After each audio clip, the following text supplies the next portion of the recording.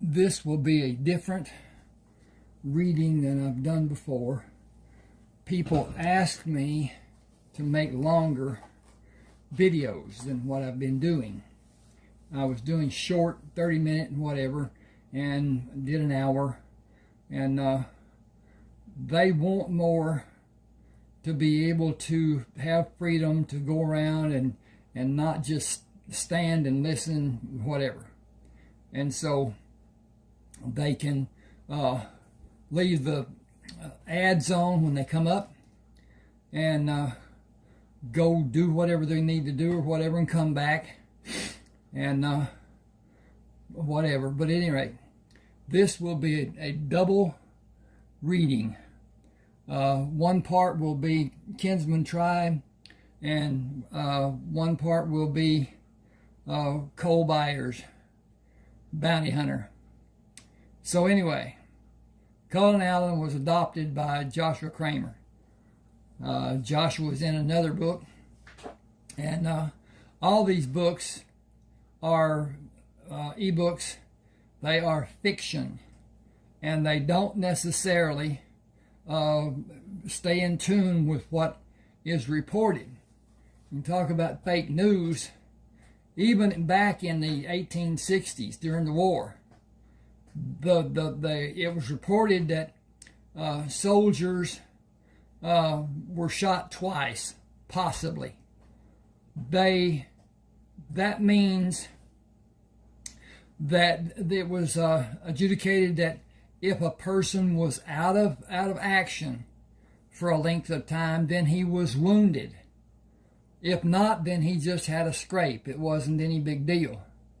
And toward the end of the struggle, the supplies to the Confederate troops up in Ohio, the Virginia area, Pennsylvania, whatever, they didn't get through. They were what do you call it? I want to say ambushed. Anyway, they were ambushed as far as that goes. And the supplies were taken. And toward the end, Lee didn't lose the battles. What he lost was men, because he couldn't feed his troops. And they didn't have supplies. They didn't have enough powder to fully charge their guns. And some of the people that were shot with those low velocity bullets were hardly even harmed. Yet, had it been counted as a wound, it would have been more than the two that was basically reported. I think there were some that had 3 and 4 and whatever. But at any rate, with this, I talk about the amounts of wounds that both, my gun don't shoot, I'm reading here, Carlton Brisbane and anyway, they were furloughed out from having too many wounds. And but anyway, that's different than this. But anyway, that's just a point of interest for me. The facts that were reported, they weren't any more accurate than they are now to some degree. But at any rate, what we have now to me is disgraceful. When we have a news broadcasting, even newspaper, the newspaper is more accurate now than it used to be, but it's still slanted. It's slanted on, and I'm not going to say that word, but you know what I'm talking about. And our president is maligned. Even the courts are against his doing what he's doing. There are all kinds of people with all kinds of objectives that are saying what he's doing and the reduction and blah, blah, blah is hurting the economy. What they're saying is it's hurting their wallet, and they don't want that wallet hurt. And those are rich people. Not. I don't mean a couple 100,000 or whatever. I'm talking about rich. and some of the people that we have. Why would somebody spend millions of dollars to have a position in the government that pays $174,000? But anyway, that's me. Anyway, I got that rant over with. I'm going to start here with Cullen Allen. And this is Kinsman Tribe Part 1. It's done in 2 parts because it's long. At any rate, here we go. Cullen Allen stood outside the light of the fire, looking into the camp. He was partially hidden by the shadow of a large oak tree as he watched the woman he earlier followed from outside the camp. She stopped near her rumpled bed to spread the ground sheet, flattened the blanket over it, knelt on the blanket, and laid full length on the blanket. Turning her head, she looked at Cullen and smiled. He smiled and watched her pull the edge of the blanket over her shoulders and closed her eyes. He said, "You are as close as I will allow."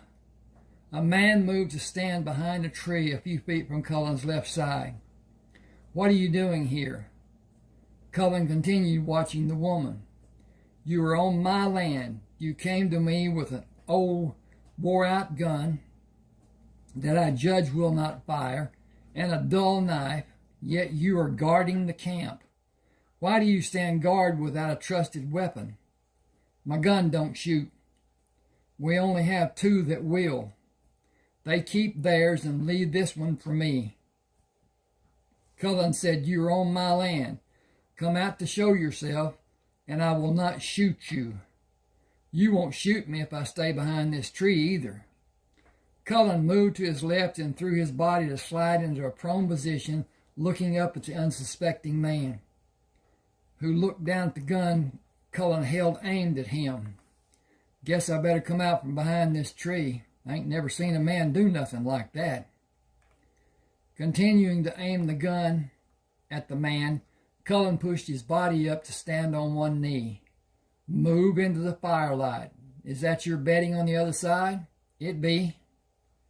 "The sun will show in less than an hour. Fold up in your blanket." "I'm guarding the camp." Cullen said, "The camp is safe and I will be awake. Don't argue. I did not ask. You are on my land." After the man followed his instruction, Cullen moved slowly into the firelight and looked down at the woman. He wondered at her beauty. Was this a woman or an apparition? Long hair, long black, shining hair with full lips under her turned-up nose, the most beautiful face he had ever seen. Her body was evident, even partially hidden by the bushes and the dim light. The edges of her mouth slowly lengthened into a slight smile. Cullen moved to sit with his legs crossed, resting on the oilcloth near her. He turned his hand to rest palm up on his right knee. With her eyes slightly open, she pushed her hand into his, moved closer into a comfortable position, and closed her eyes. Cullen sensed she slept. As her smile faded when the muscles of her face relaxed and her breathing became regular, he continued sitting near her and gently closed his fingers to firmly caress her hand. Dawn broke the darkness in the east, giving enough light for the other 3 men to see Cullen and become alarmed. He moved to the position he stood in earlier, protected by the tree, and watched the woman when she gently pushed the blanket away from her body and moved gracefully from the blanket to add dry tree branches to the fire. She placed the iron frying pan on the fire irons. "Not much to eat. I killed a deer yesterday. Do you want to eat with me?"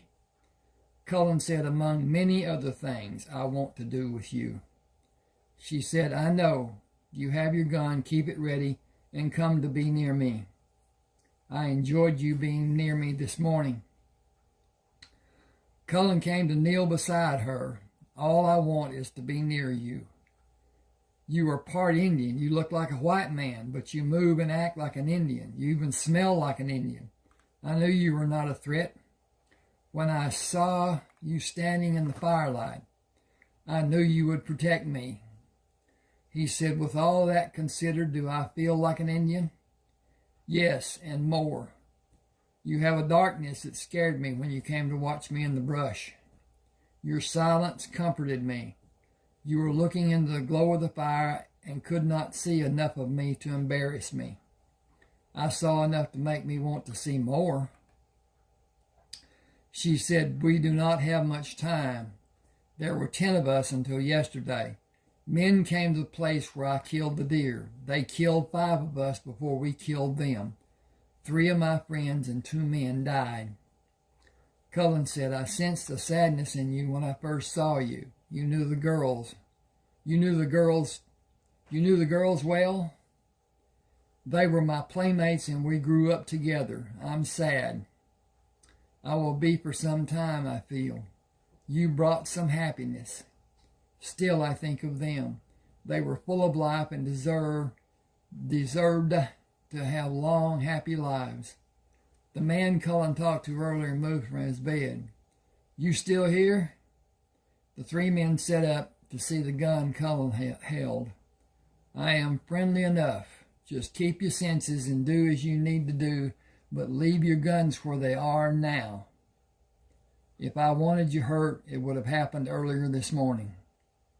One man asked, who are you and why are you here? Why are you with Alandra? And Cullen Allen, you're on my land. I choose to be with Alandra. He asked her in a hushed tone, will you stay with me? I am an Indian. I will not be accepted by your people. They will welcome you and keep you safe. I want you to stay with me. She said, I must go to my family or they will consider me to be dead for disrespecting them. I will never be able to see them again. They will turn on me and I will be their enemy. They will never forgive me and I can never go near them again. Excuse me. I will lose all in my family. Cullen asked, will you come to meet my family? She asked, are the Indians? Some are mixed as I am. She said, these men with me will not go. They cannot go. I cannot go without them. I cannot be out of their sight and be alone with you. I cannot be alone with any man. How can we be together? I must tell my family. I cannot disobey and live with them. Without you, I will always have need of them. I will always need them. Cullen asked, will I be allowed to go with you? You cannot meet my family until their permission is given for us to be married. We must be married before we can be alone. It would bring shame to me and my family. I would be killed and my body would be left for the animals. I would be considered an animal. He said, you have been educated. The priest at the church in Nacogdoches gave me assignments and challenged me. I need to tell your family I'm going with you. I need to tell my family I'm going with you. They need to know where I will be. If you leave me, these men will not allow you to be near me again. Your boldness... Wait a minute. Okay, that was Cullen speaking. Cullen said, I need to tell my family I'm going with you. They need to know where I will be. I need to just fix that. Hang with me just a second. He said,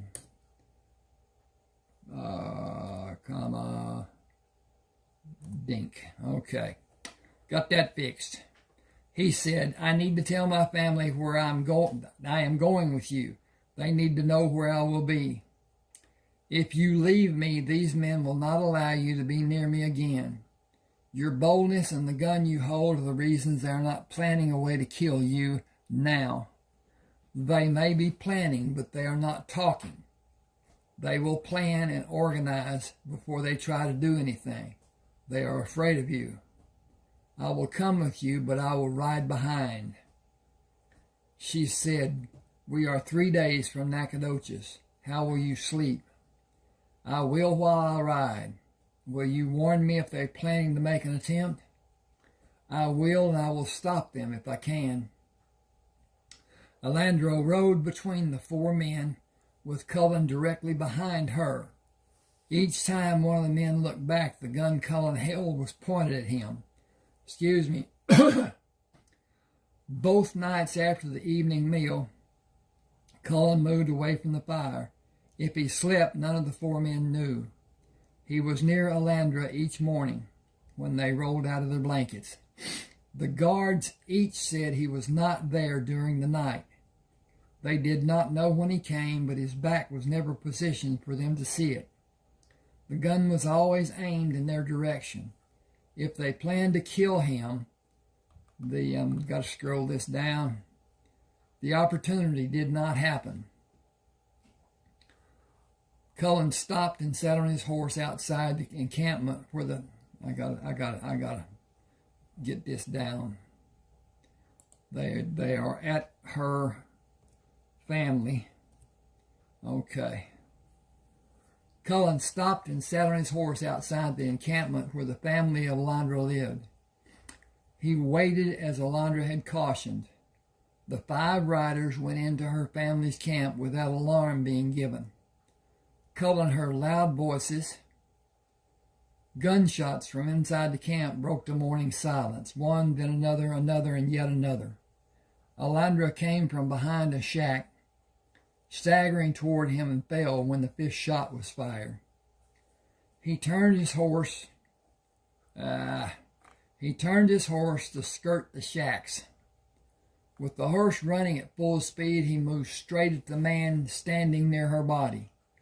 He turned the horse at the man on the left who was busy reloading his gun. The horse hit him chest to chest. Cullen fired at one man with his gun in his right hand and at another with the gun in his left hand. He pushed the guns in the pocket of his trousers, pulled the horse to stop. Jumping from the standing horse, Cullen drew 2 guns and shot both of the remaining men, still reloading their guns. He pushed one gun into the pocket and turned the cylinder to make the second gun ready to fire, pushed it back in its resting place and readied another gun. He stood over the man the horse ran into and shot him. Turning the cylinder, he readied another gun and moved around the shack toward Alandra. The 2 men standing near her jumped back from Cullen when he moved into view. He looked down at her and wondered how she was able to move as far as she did after she was shot at close range 4 times. He menacingly stared at the men. I better see a new grave in her headstone when I come back here. It will be done as you wish. We took no part in this. It was her family. Do I need to look for more of her family? They looked down and shook their heads. Will you please leave Alandra so we can care for her? Others will come. You are the reason for her death. In their eyes you were seen. Oh, I need to put that. I need to do something different here. Make that a sentence by itself. Okay. You are the reason for her death. In their eyes you were seen as a white man. There are too many for you. I will kill many of them before they get me. I got to do something here. This is, I think I've got the wrong setup. But anyway. The man raised his head. You will not need to kill any more if you leave. They will not come for you. They will only protect our people. Cullen mounted his horse and rode toward the tall church steeple in Nacogdoches. People moved out of the street when he came into their view and disappeared in the shops and alleyways. He tied the horse at the rail in front of the Silver Star Saloon and went inside. What will you have? You're new here and your first drink is on the house. Beer will do. He drank a sip and put the glass on the bar, turning his back to the bar and watched the men playing cards. Several men stood near the table, holding drinks. 3 men sat at the table near the back of the saloon, and a solitary figure sat at the corner. Light from the front windows fell short of illuminating the corner table. Cullen could not fully see the man's face. Girls in short dresses hung on to the arms of several of the men. Cullen intended to enjoy his first drink before he started back. The beer was not enjoyable for him, and he did not want the liquor sitting on the shelf behind the bar. He watched the card game until he lost interest and went next door to the cafe for breakfast, came back into the saloon to watch the game again. He decided gambling was a stupid thing for a man to do, and he was sure one of the men was dealing from the bottom of the deck. He had seen enough. Nacogdoches was not a place he wanted to stay very long. 4 men entered the town of Nacogdoches from the west. He's been standing... Yep, this is the wrong one, but anyway.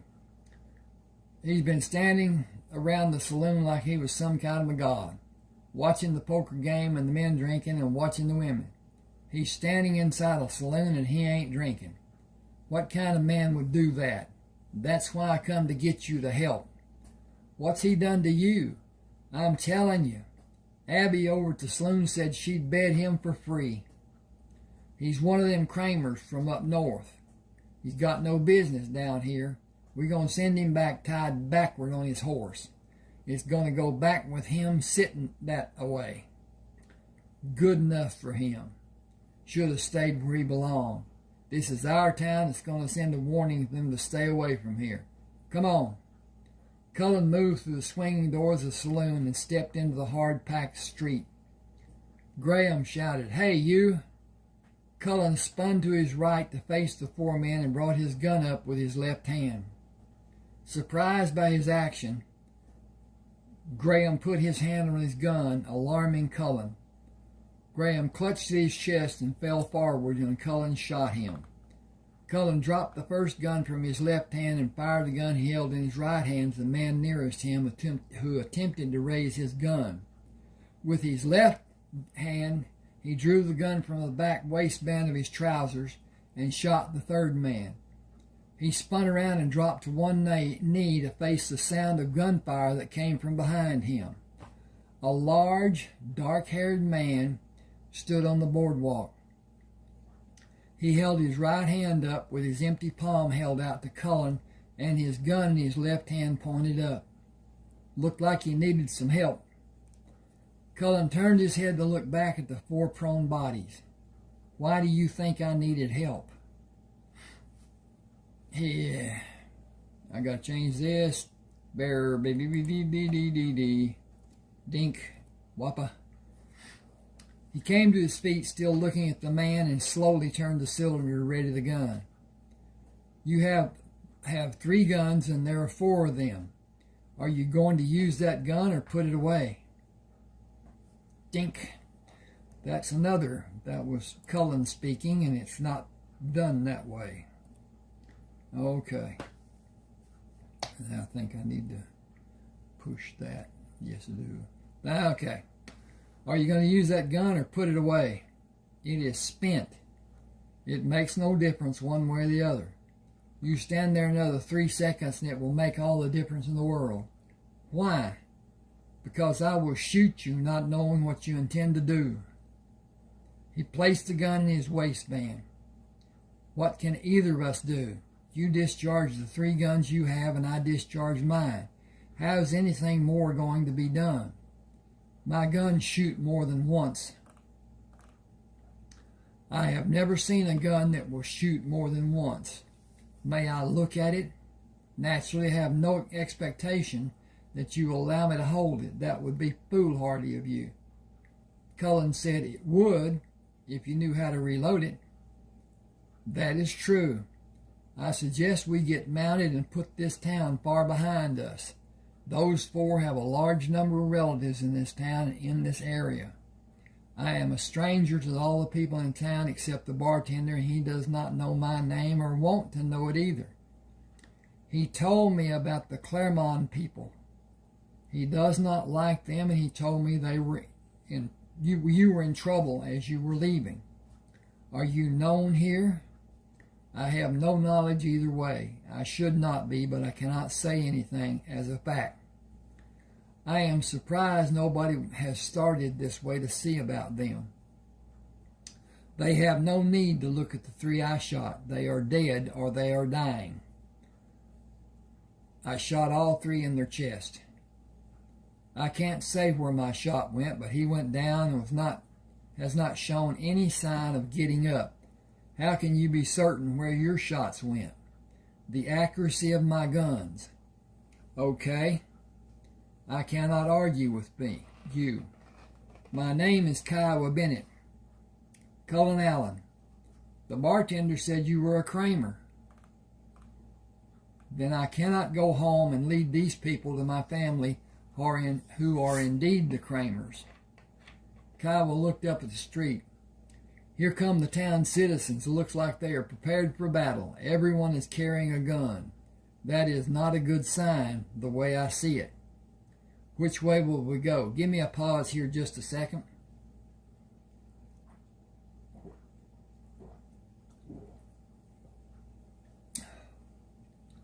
I am a long way from the safety of my home, and I cannot go there. Do you have a safe place to go? Just follow me. Cullen quickly retrieved his guns, mounted, and followed Kiowa east, leaving town. We will go this way and turn south and back west. This is the only safe way out of the town. The Claremons hold land on the other three sides of Nacogdoches. This is Portsmith property, and they are not friendly with the Claremont people. From what I gathered while I was talking to the bartender, the Claremons make enemies readily. I've been here several times and gained some information about the citizenry from the bartenders each time I came here. I will not come back after this. You should not either. The Claremons will try to follow us, but I will lead them on a merry chase, and they will be confused, lose our tracks, and quit trying to follow us. Cullen followed Kiowa as he attempted to confuse anyone who might follow their tracks. He eventually led Cullen into a small grove of trees. Strip your horse, hobble him, and turn him out with our mounts. Cullen asked, do you have another stallion in the herd? They will fight even though they are hobbled. Most are geldings and a few females, no stallions. We need to have a permanent place to live, not just a camp. This is just temporary, and we move as often as we need to and remain concealed. How are you concealed? There are no people around us. Kyle, we killed 4 members of a large family. Why do you think you are concealed? I backtracked and changed direction so many times and moved across rocks and used the water to hide our tracks. We did not leave a trail, and they cannot find us. I could if I wanted to find you. I will need you to show me how, or I will continue to believe I hid my tracks as my people showed me. You did nothing to hide your tracks. They are very easy to follow. You did not erase them with a tree limb, using the leaves, or use dust to cover them. I can follow you across rocks and search the banks of the streams you traveled through and find where you moved back to land. Cloudy water is an indication of your travel, and taking time to locate where you made your exit from the water is not difficult. This camp is not concealed and not safe, even with the people you have watching. I could wait for the darkness of night and take all of you out in a few minutes. You do not have dogs to warn you of intruders. My people did not have dogs, and we stayed safe. You were extremely lucky. If that is the case, or your enemies were far away.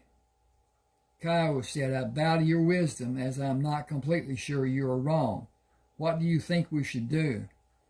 If the Claremont family is going to do as I expect them to do about having their relatives killed, they will find this camp and kill you and me and everyone with us. With that in mind, I would put as much distance between us and them as possible. When we have successfully hidden our tracks for more than a day, I would go to the southwest and gather a herd of cattle and take them to a port on the Gulf to sell them. How many men are with you? 21 of us altogether. Cullen said, you all have single-shot pistols. Okay. I'm going to hang, just give me a second. I'm not even going to mess with this. Cullen said, you all have single-shot pistols and rifles? Kiowa said, yes, that reminds me. May I see your gun? First, why are you together? Kiowa said, for safety. We all have mixed breeding. Is that a problem? It is if we are alone and recognized. We are not welcomed anywhere. Excuse me. Cullen said, my blood is also mixed, but I have never been singled out as different. Possibly because I was raised by my adopted parents. My mother was Indian and Pa was white mixed with Mexican and Negro. Then you have not experienced the society of haters who live in Texas. We have no rights and can be killed on someone's whim. If they are white or any other color, so long as they are not mixed blood like we are. Cullen said, it will take more than a few people to kill me, and it will never happen at night. They exist in Texas and stand ready to kill any of us. You and all of us are seen as a scourge by most of the white people who live in Texas. White people are not the majority, but there are a lot of white people living in Texas. Cullen said, you need more guns. He pulled the gun from his left side and handed it to Kiowa. The cylinder moves to 5 different positions to allow it to be shot 5 times. I also carry 3 guns. That is 15 shots. They better send more than 10 men if they intend to kill me. I will take out 10 or more in a stand-up fight. If it is done with stealth, and if I have ample ammunition, I do not care how many men they send. I could not do anything to stop the men in Nacogdoches from trying to kill me. I did what I had been trained to do. I did what I practiced doing. I defended myself from being killed. Excuse me. I have no delusion of my safety. It does not require any wild guessing to conclude what actions the Clermont people will take. There is no doubt I have been named as a criminal, and my family also. I will warn them on the way north. They are constantly watchful, but the threat the Clermont people pose is real. It is more serious than any danger we have faced before. I have a plan to gather cattle and take them to the Gulf for sale after I warn my people.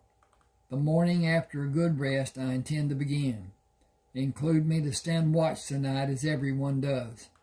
Kiowa shook his head. The list has already been done. Excuse me. Wow. Just put me in the rotation and let someone rest. It cannot be done. Why? It's a simple thing to do. We have been doing it so long, it is a habit. That is a pretty flimsy excuse. Kiowa shook his head again. I am the only one who can read and write, and the men will not understand a change being made with all the confusion it will cause. I am not sure what you mean.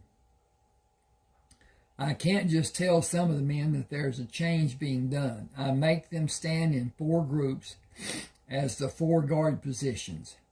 Line each group up in order of duty.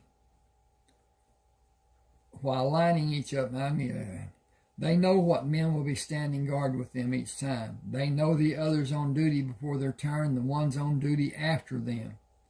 Kiowa said, you look white. You do too. I cannot stand guard for that reason.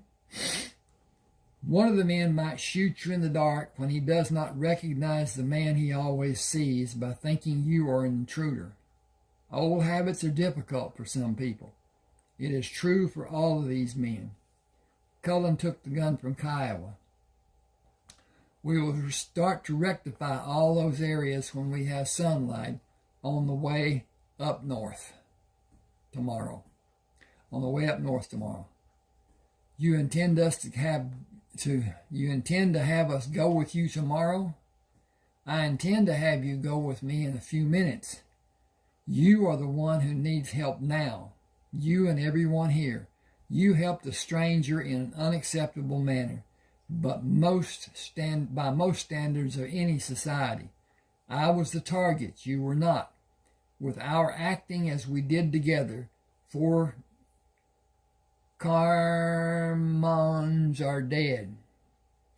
I have no illusion of my security or yours, and the more I think about it, the more inclined I am to believe leaving immediately is the best course of action.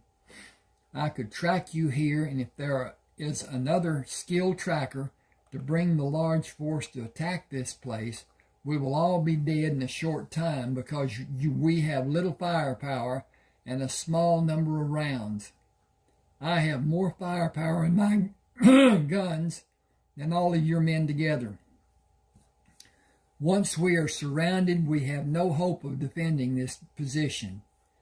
I think you have all been very lucky in the past, and luck comes in streaks most of the time.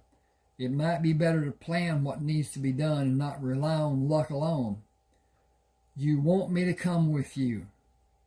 You can all come with me if you like. You all banded together for safety. You have a new threat. How will any of the men survive if you are not in the group? How will you defend against a large force such as the one the Cramers are probably going to bring to find and destroy all of us? We built a bridge across a river up north. With the river on our south side, we only need to defend the other 3 sides. The east side is heavily wooded with a tangle of brush and vines. That is an excellent course for an experienced woodman. It is a nightmare for the common man, and the watchtowers guard the open ground an attacker will need to cross. With superior firepower, our few men will easily defend against a larger force, with probably no loss of life for us. We will fire from protection. While an attacker has to show himself to shoot, he will become an easy target. It would be a catastrophe for anyone to attack the home where I lived as a child, or the compound up north at the river, with us well armed and defending it. Your men need training.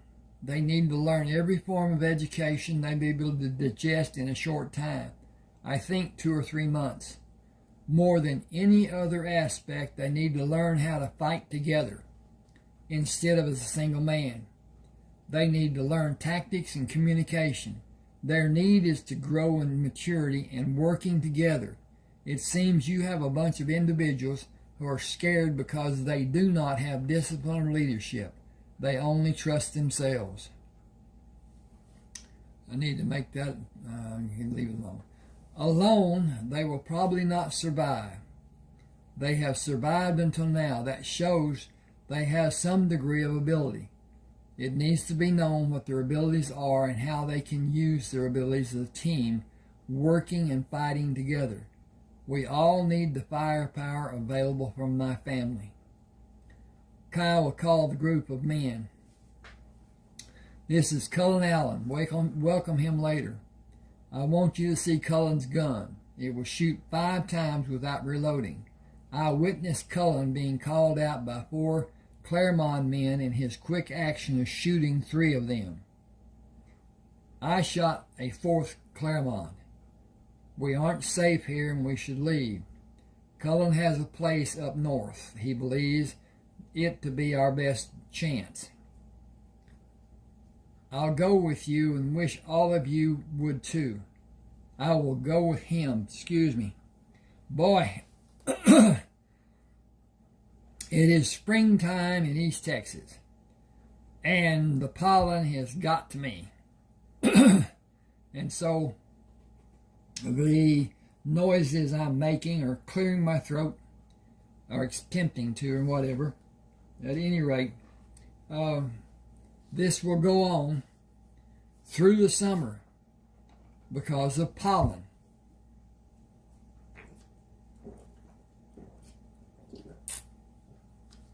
Had to take a drink there. Okay. Let's see. Better get. We've been together for safety, and the threat to all of us is more real than it has ever been. All of you are not known to have been involved in the killings, but it becomes known that you're with me. But if it becomes, you will be a target too. I am certain the Cramers will do all that is possible to find me and Cullen, and probably all of you.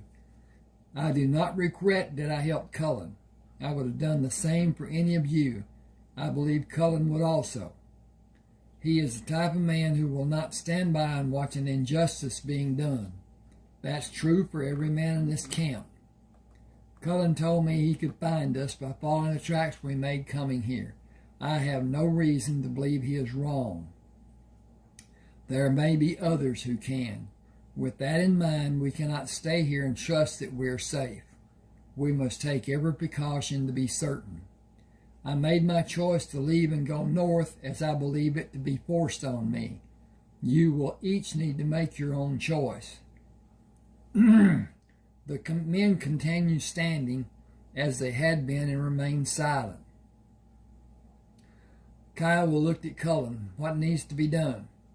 We need to organize. Our union will be by voice, but one man will need to be the voice for everyone, with any one of us as a designated leader.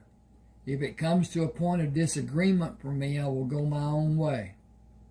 I have lived too long to allow someone to jeopardize my safety. I will acquiesce to anything being chosen to do that is safe. I will not if I judge it to be unsafe or life-threatening.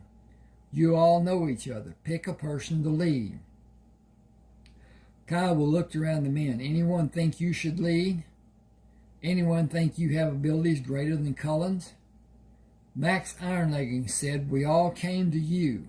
You've been our leader. I don't have the ability that Cullen has, clear and simple. If you leave it for me to decide, he is our leader. Cullen raised his hands. I will suggest, at times I will suggest loudly. I have been trained for a great part of my life to do things none of you have been taught. I do not have military experience. I have military training. I do not have leadership experience. I do have leadership training. I do not have formal education. I do have knowledge given by teachers who do not have a formal education, but I have abilities beyond many so-called educated persons. I have training that will never be taught in any school, elementary, secondary, higher, or formal. He looked around the group. My plan is to teach you how to read and write and give you books of your choice to read during your leisure time. I will show you methods of defending a position and attacking other positions as a force working together. I will show you methods of gathering, herding cattle in the daylight hours and at night. My plan is to herd cattle and sell them to the riverboats on the Gulf until a riverboat captain will come upriver to buy the cattle. Excuse me a second.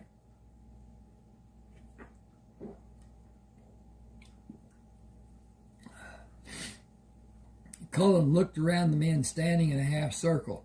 You can go to the northern compound with me and remain there safely for any number of days you may like, as long as you respect my family.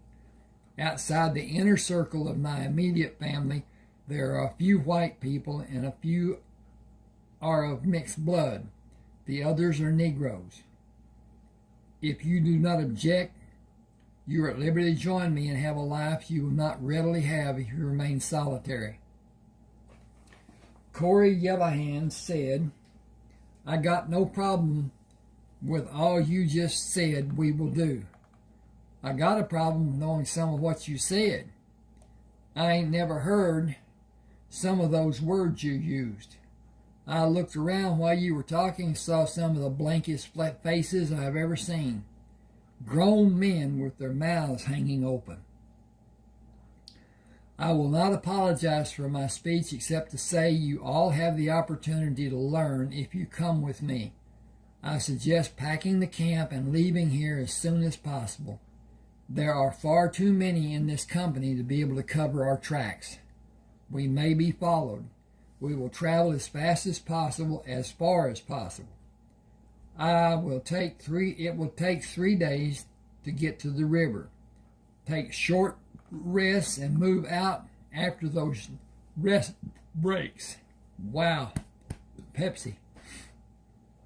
Travel at night when it may be possible and in the daylight hours.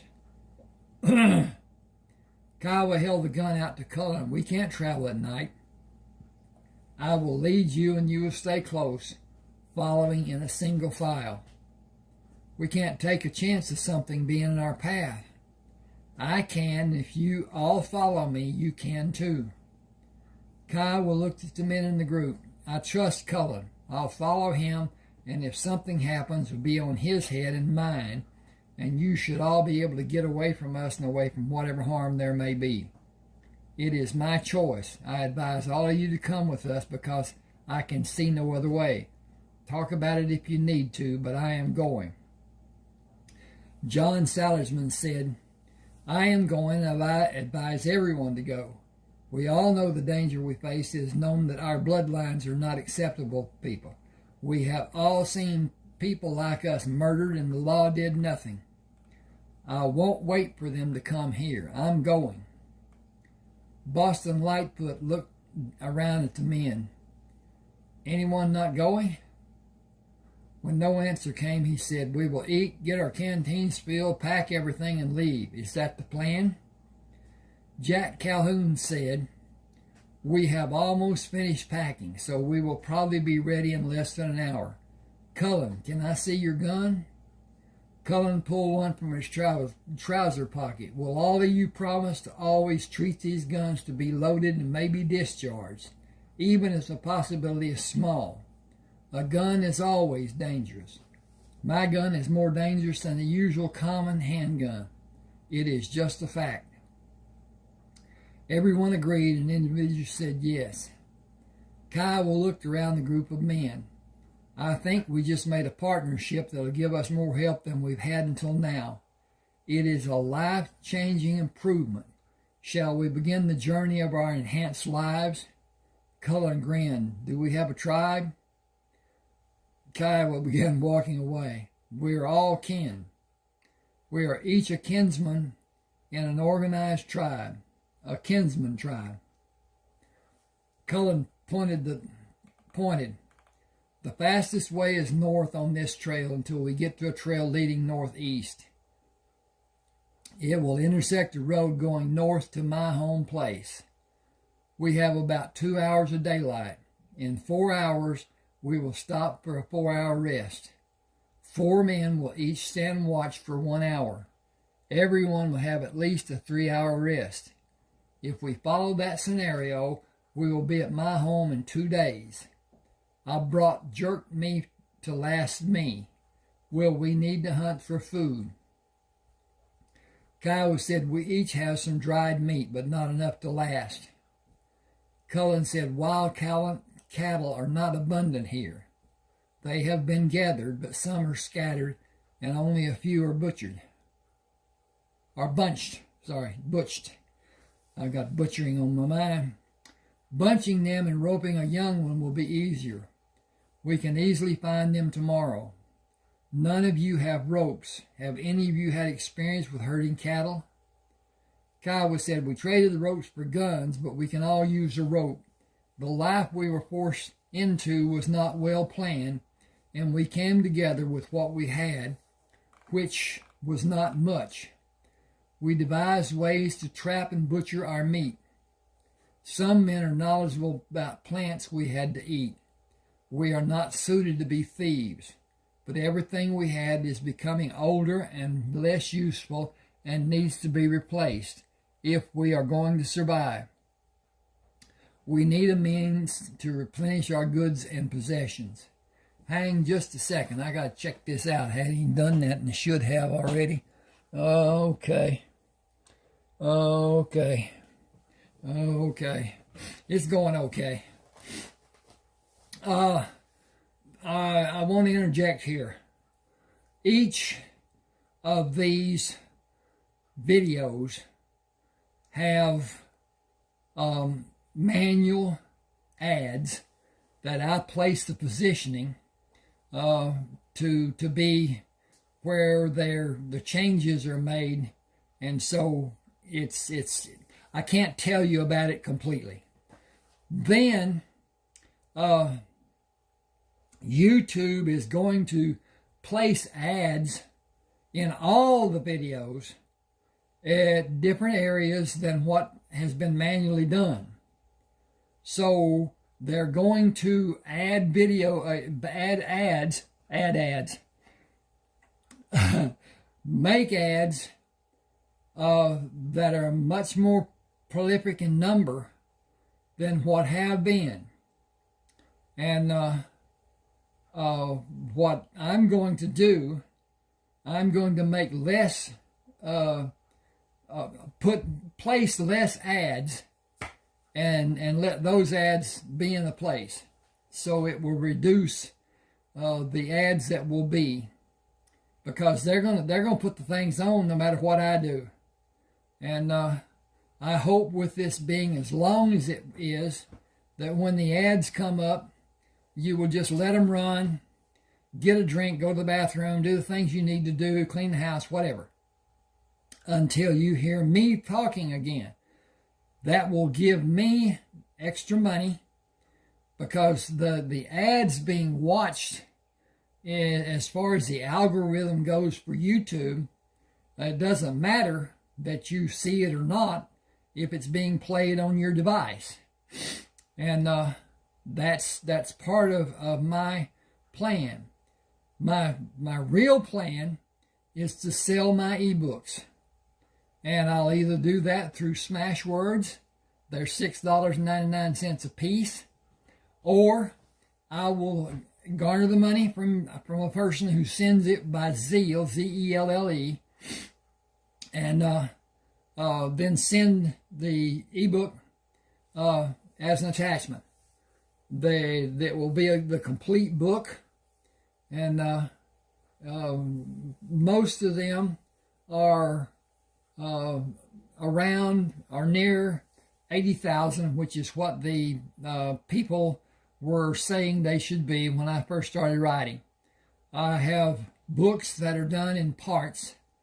Some are in 2 parts, such as this, Kinsman Tribe, Part 1, Part 2. Several are done in 3.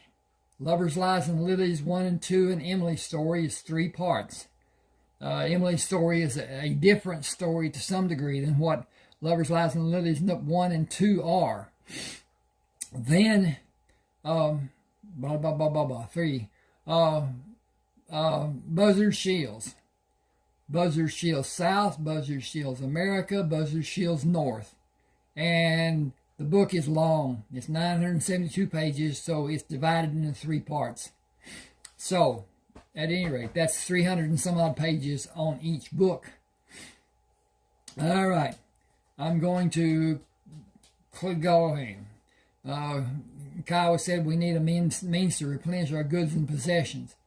Cullen said plenty of cattle everywhere in Texas. There's a good market for young stock and pairs. You all need more than you have now. That should be, you all need more than you have now, not cattle, but possessions. No, you all need, I'm going to put support.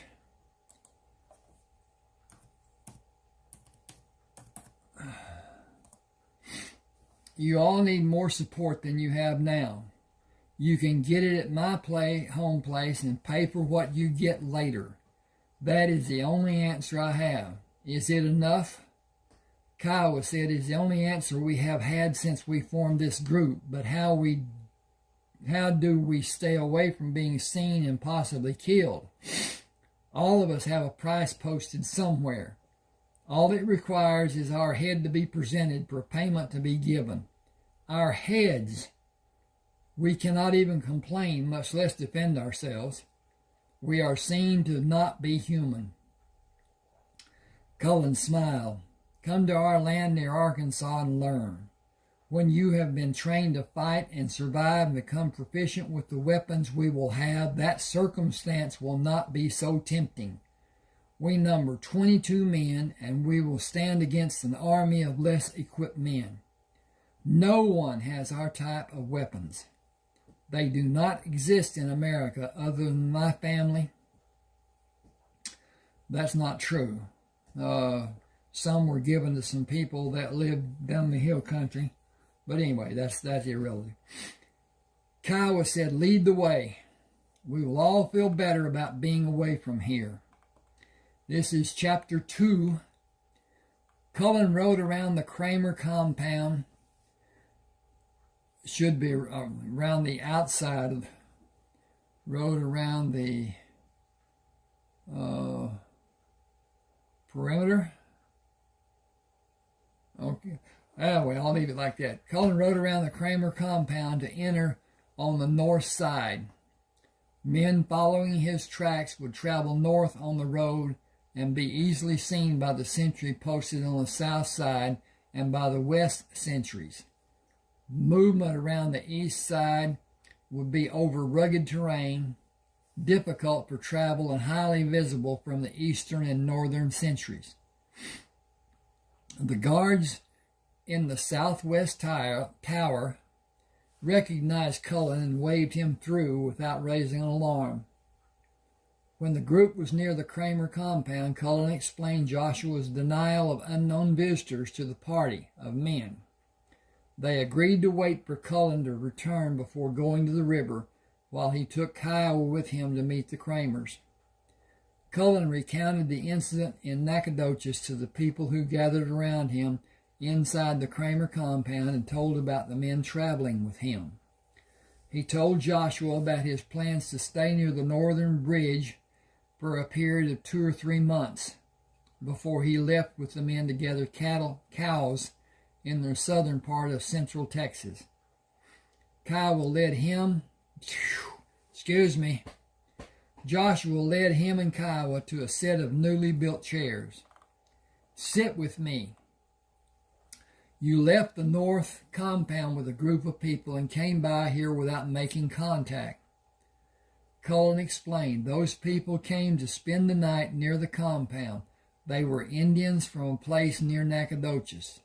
They were afraid to come into the compound, and they would not wait for me to come in and come back to them, for fear of being found to be less than wanted and possibly killed. We would protect them. I know that, but they did not know they could trust our protection, and they did not know me well enough to trust me. Why did you go with them? You had to have a good reason. Her name was Alandra. I went south for her. I did not intend to be gone for more than a few days. Where is she? She went back to tell her people she was going with me, and her brothers killed her. I killed them and 5 others. Joshua said, I'm sorry you had to experience hatred of that magnitude. They did not let her explain that I am of mixed blood. I was not allowed to go into the camp to talk to their people as I wanted to do. It was my intention to keep her safe and bring her here.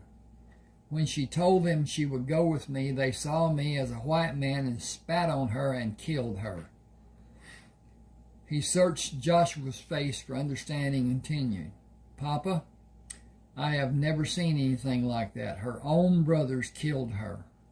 I killed those who shot her, and I did not know what to do after it happened. I went away from the men and made certain they did not follow. Nighttime came and I could not sleep. I started back home and stopped in Nacogdoches to see what a town looks like. It is a big town, not like Big Cypress. Joshua said it was a Spanish mission, one of the oldest establishments in Texas. Cullen continued, I got there at night and found a saloon still open and drank beer. Well, I did not really drink it. I found it to have a repulsive taste. I listened to the men talk and watched the women. Is it their purpose to get the men to drink more than they normally would? It seemed that way to me. Joshua said their purpose is to entertain the men and make money for their own pockets and for the saloon.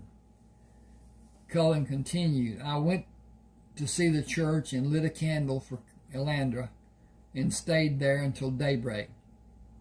When I went back to the saloon, the Cramers tried to kill me. Kiowa killed one of them. We joined forces and came here. Joshua spoke to Kiowa. Thank you for helping Cullen against the Cramers. We will be alert for them. Supplies are ready to be taken to people at the northern compound. Take guns to arm the men you have with you. You can collect the payment for them when you complete the cattle sales. It will require several trips for payment to be made, or the men will not have cash after the drive is finished. Go to the northern compound and do whatever you need to do as long as you need. Allow time for reflection and composure. We are not well suited to suffer a loss. Our thinking changes to a protective mode. You will require time to reflect on the events you are attempting to qualify. It is a process you must find, not to understand, but to rid yourself of the emotions confronting you. They are not controlling you, but you are reacting to the ridiculousness of them happening. You are feeling guilty about occurrences you could not control. You could not have known they would happen. You must discover how you will live with those memories. It will not occur swiftly. Go north and stay until you're ready to live a normal life. You will find the way. Draw on the teachings and instructions you were given earlier in your life. Answers to all you need are present within the knowledge your training instilled at your disposal. Having the answers will not come in a short span of time. Joshua smiled. I am glad you had the opportunity to experience beer. I am also. That curiosity has been quelled. You should tell everyone what you plan. Many may want to accompany the group bringing supplies to you. Some may desire to go with you on your cattle drives. I know you will guide and protect them. I think they would be risking too much if they came with us. I will do my best. The wagons will be loaded tomorrow morning with the supplies you need in the coming months and replenishment for the northern compound. Bring the ore that has been gathered when you return. Joshua turned to Kiowa. Cullen has been trained and instructed in a manner you may find difficult to understand. Do not attempt to. Allow him the freedom to act as he will reason to be needed. He has skills my forefathers were taught and developed from the time they were able to reason. We will know when and where to follow. All of my sons are capable in areas most men do not perceive to be possible. Kiowa said, I have witnessed some of his abilities. Everyone with us knows, and we will follow without questioning his leading us. That will be enough. You are welcome to come at any time you choose. Only one other will be allowed to come with you. It is a long-standing rule to aid in our safety. Heath waved when he saw Cullen stand. Kiowa, come meet my brothers. Heath met Cullen with a bear hug, raised him off his feet, and turned them in circles. Placing him on his feet, Heath asked, where have you been? It is a long story, and men are waiting for us. I told Papa he will tell you. I killed some men in Nacogdoches. This is Kiowa Bennett. He killed a fourth man when he thought I needed help. We will go north to stay for a time and come back to gather cattle south of here to sell on the Gulf. He hugged Sherman. Kiowa, the man you just did this little dance, the man who just did his little dance with me is Heath. This is Sherman. Heath shook Kiowa's hand before Sherman said, thank you for helping our brother with his need. You are always welcome. Cullen asked, will you come north and visit? Are you expecting trouble to come to us? I do not know what may happen. We number 22 men. Papa will arm and supply us, and I will instruct the men about the guns and strategies. We will stop to visit on the way south when we are ready. You could help if you come up, even for a short visit." Sherman shook his head. "We should wait until we know what is apt to happen. I have an ominous feeling. You have a darkness that troubles me. How many may come?" Cullen said, "Too many of them live in Nacogdoches to make an accurate statement. They are a cloddish bunch." Sherman said, "We will prepare for them, and I have no feeling of imminent danger. Do you, Heath?" "I am only feeling Cullen's disturbance. You defended yourself. Why are you so disconsolate? What happened before you went to Nacogdoches that has you upset?" "A woman I met was killed." He said, "You should have come home. You were not in the frame of mind to act as you knew to do. You are not even now. It would be better for you if you stay with us to have our support." Cullen said, "I know how to do what is needed. I could not foresee her death. She would still be alive if not for my actions. I cannot correct or qualify it. Papa told me to go.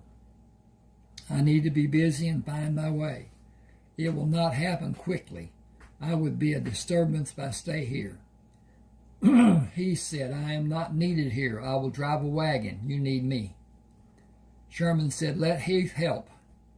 I feel you're struggling to escape rather than confront your grief. Escape will ease your difficulty only slightly. Confrontation and deliberation will resolve it, given sufficient time. Only that and even more time will allow you freedom from the other people's action." Boy, that's jammed together. Ink. "You could not control either situation. You are guiltless, in fact, but you are not yet grounded." I'm going to save this. Hit that save button, hit that download, hit that save button, and it's finished. Okay.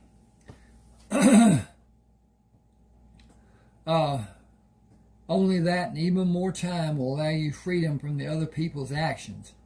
You could not control either situation. You are guiltless, in fact, but you are not yet grounded.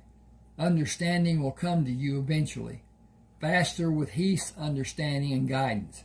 You must clear that path to be able to follow it. He looked at Heath. "Papa will not desire your leaving. You should spend time with him and listen well to his counsel. You will tolerate Cullen's resistance when you should not. Old habit, grown out of brotherly protection. You will protect with emotion instead of reality. Papa will instruct you. Listen well. It is important. Cullen, give Heath every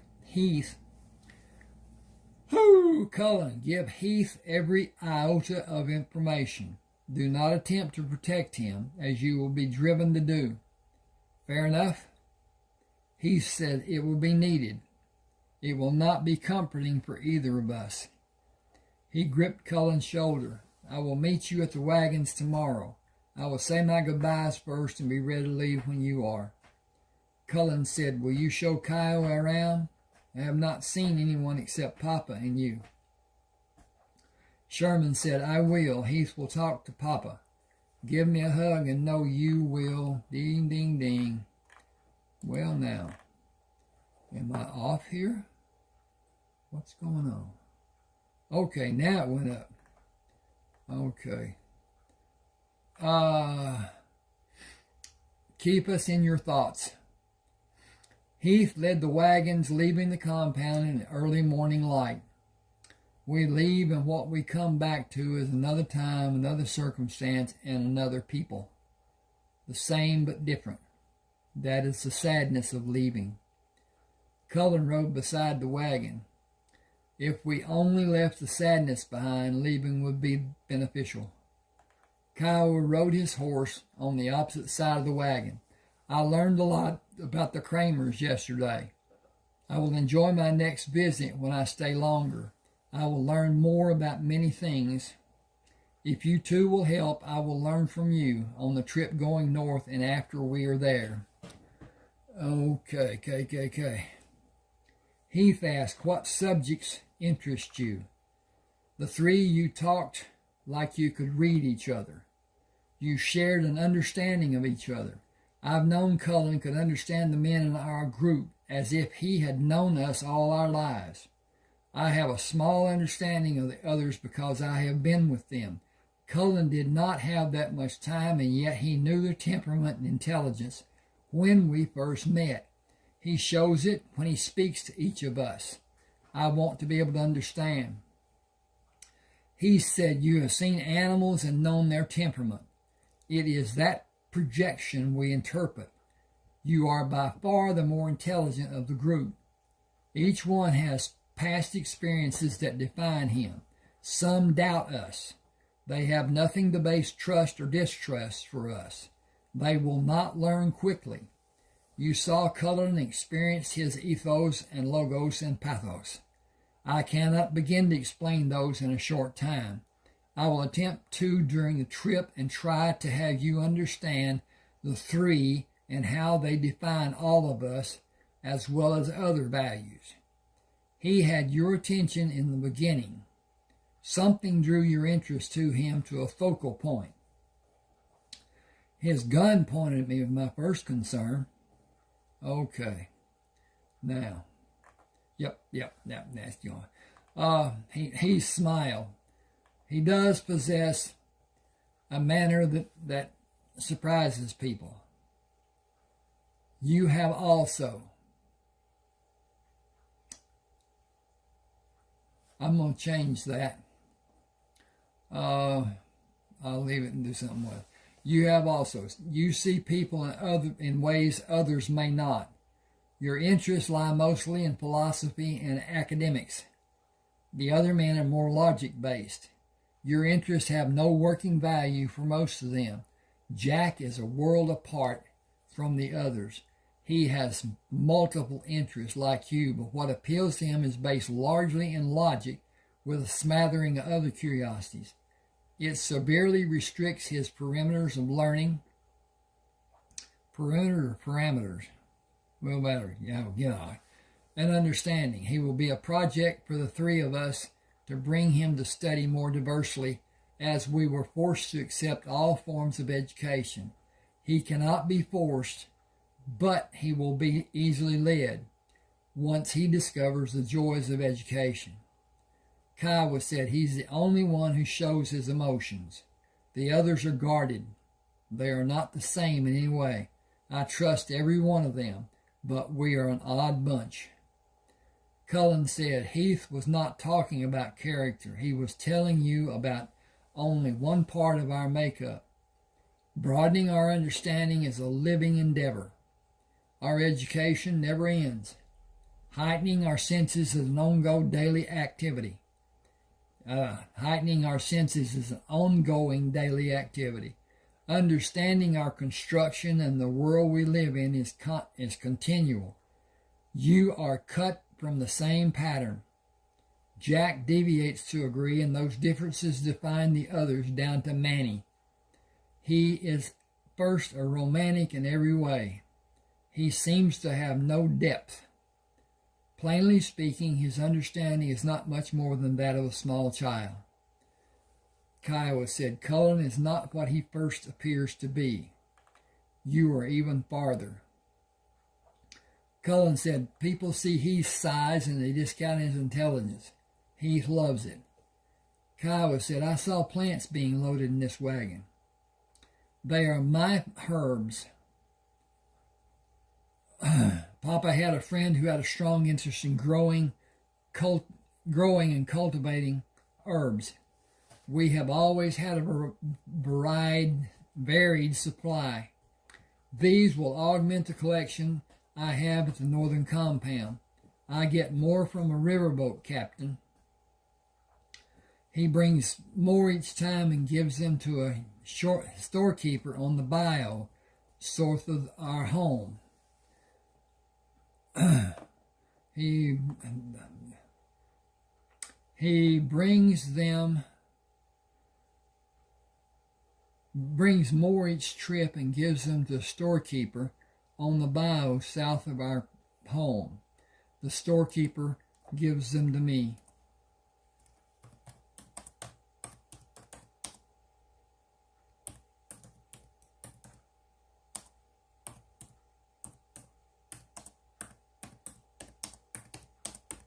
Okay, got that part done. Got an extra T in there. Okay, I'm going to hit this button up here, and hit that button right there, and hit that button right there, and be done with that button right there. Okay, that part is saved. Cullen said Heath has herbs he propagated from other types. They have medicinal properties and enhance the taste of food. Kiowa said you had instructions beginning in your early years. Learning was easy during that time. I worked on our farm with my brothers. I never saw a book until I was 17. I learned to read by myself and later taught my brothers. My ability to read is slight, mostly because I have only 2 books to read.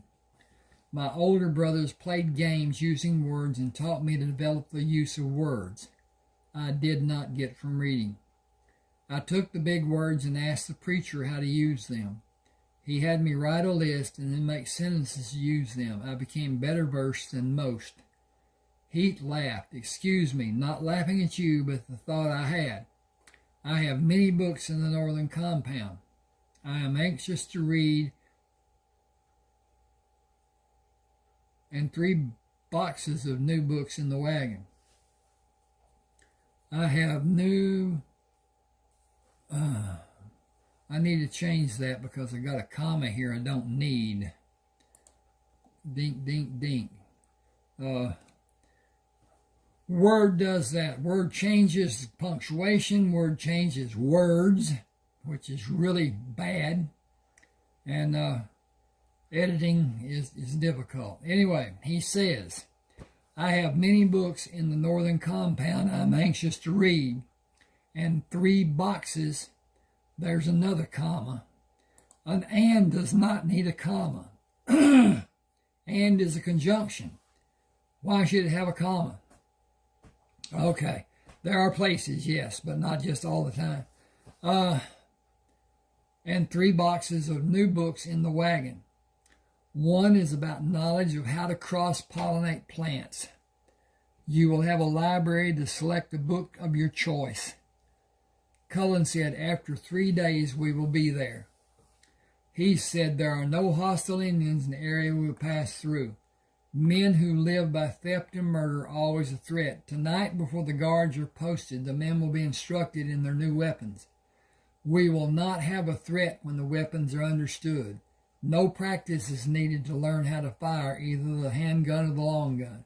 They are accurate. Sighting and discharging properly will bring their accuracy to bear. That schooling process is almost instantaneous for a man who's ever fired a single-shot handgun. Deliberate use will overcome known fears of the old guns. There's nothing to be feared with our guns. There are no powder flashes to burn your face, your hand or face. There are no powder flashes. Cullen rode back to the rear of the wagon and brought out a handgun. Take this and practice sighting without pulling the trigger. Feel the gun. Know that if you are only pointing it at a target as you would your finger, you will score a hit. I never aim in the old stand and sight down the barrel method, as it wastes precious time. I am proficient in using my method. Kiowa said, I witnessed that fact in Nacogdoches 3 times. Our trouble with the Claremont was one reason I wanted to come with you. Another was the guns. We were nearing a crisis, and you held an answer for all of us. There were many other small reasons. He said you were brothers from the beginning, or Cullen would have instinctively shot you. Kiowa said, you think so? I know it. I know my brother. While they continued following the trail, Cullen and Kiowa distributed unloaded handguns to the men in other wagons, to the men on horseback. Become accustomed to handling them and how they feel when you are preparing to fire. When you feel comfortable with them, place the gun where you will carry it. Determine if you can safely carry it without causing it to discharge. We will cross a creek in another hour. Water the stock and move across the creek for a short rest. Water the mules and place your feed bags over their muzzles. Free their heads while they feed. Okay. Leave them hitched until we stop for the night. When you are standing practicing pulling the gun, when you are standing, practice pulling the gun to fire it. After you've done that action, I will watch and instruct you on what I see as your strength or weakness. It is important that you are safe.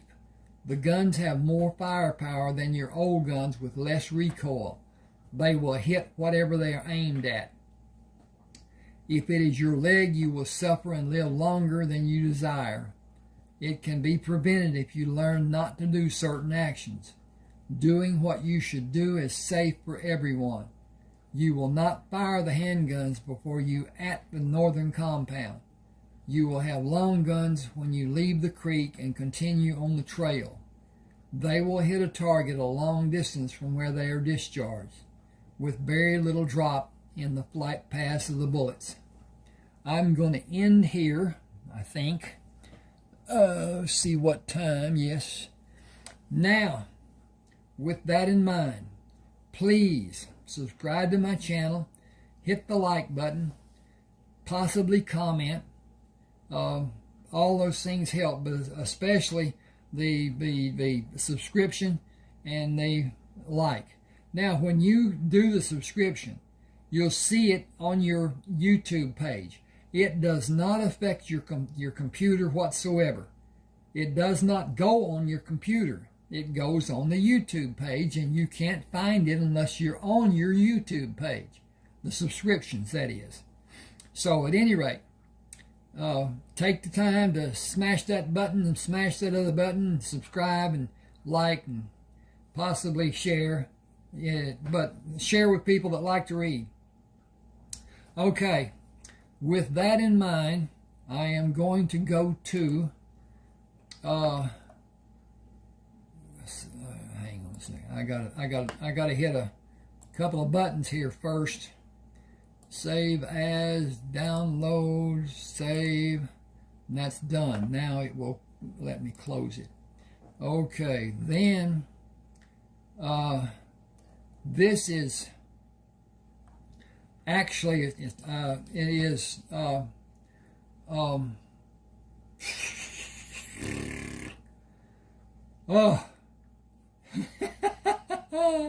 summer help wanted.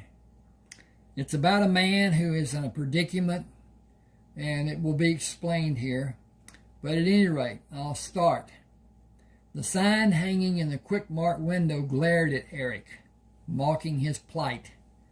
A few months earlier, it would have been the answer to a prayer. Now a solution was at hand, and it was simply too late.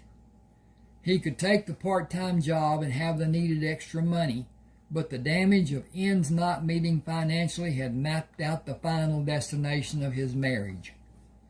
Kay took comfort in the arms of another man, and he could see the handwriting on the wall. Go your own way, goodbye and good riddance. Pulling the screen door open, he pushed the main door opening into the store.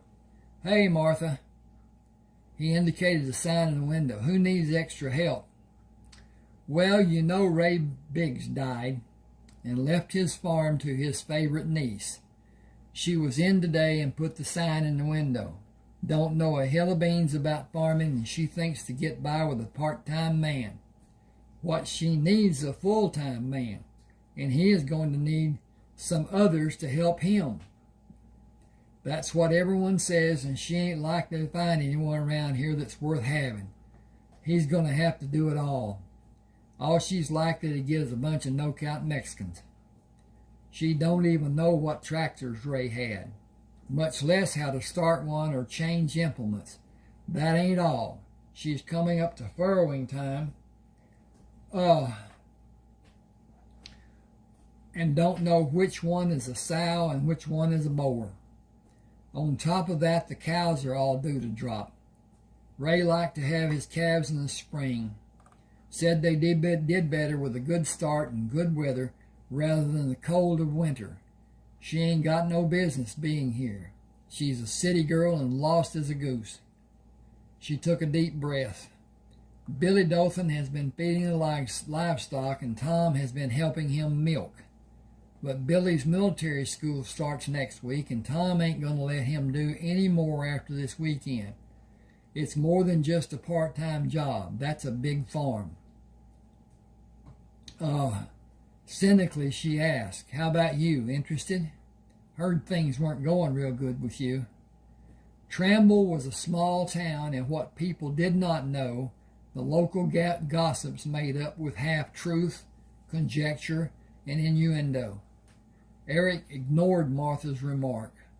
She and Larry Priest had a standing appointment at her house for a rip-snorting weekend drunk. She was the mother of his two closest friends. Still, he held little respect for her, but remained courteous. "We can all use extra money, but right now I need a loaf of bread." Kenny climbed up on the kitchen counter and used the cabinet shelves for a ladder and destroyed the one we had on top of the refrigerator. That should be destroyed the sack of bread. Anyway. Destroyed the bread. Okay, that's done. The problem with writing is editing and getting things right, and it doesn't always happen, as I just witnessed. Okay, he was trying to get a slice of bread and rip the sack open. His movement to open the bag sent pieces of bread all over the kitchen floor. He was not able to reverse his movements to get back down. He was stuck on top of the refrigerator. He was not very happy about that. We sometimes dig a hole too deep to manage, but life is all about the averages. He had success and failure, but he will learn from the experience and find the ability to define the repercussions and formulate an exit plan later in his life. I haven't seen Clayton or Merle since last weekend. Is Patch's leg mending all right? You mean the flag race where he banged it on the gate that idiot closed? It isn't real bad, and the swelling went down real fast. He'll be ready to ride this weekend. He's hard to beat on the barrels of flag race, but only Clayton can ride him.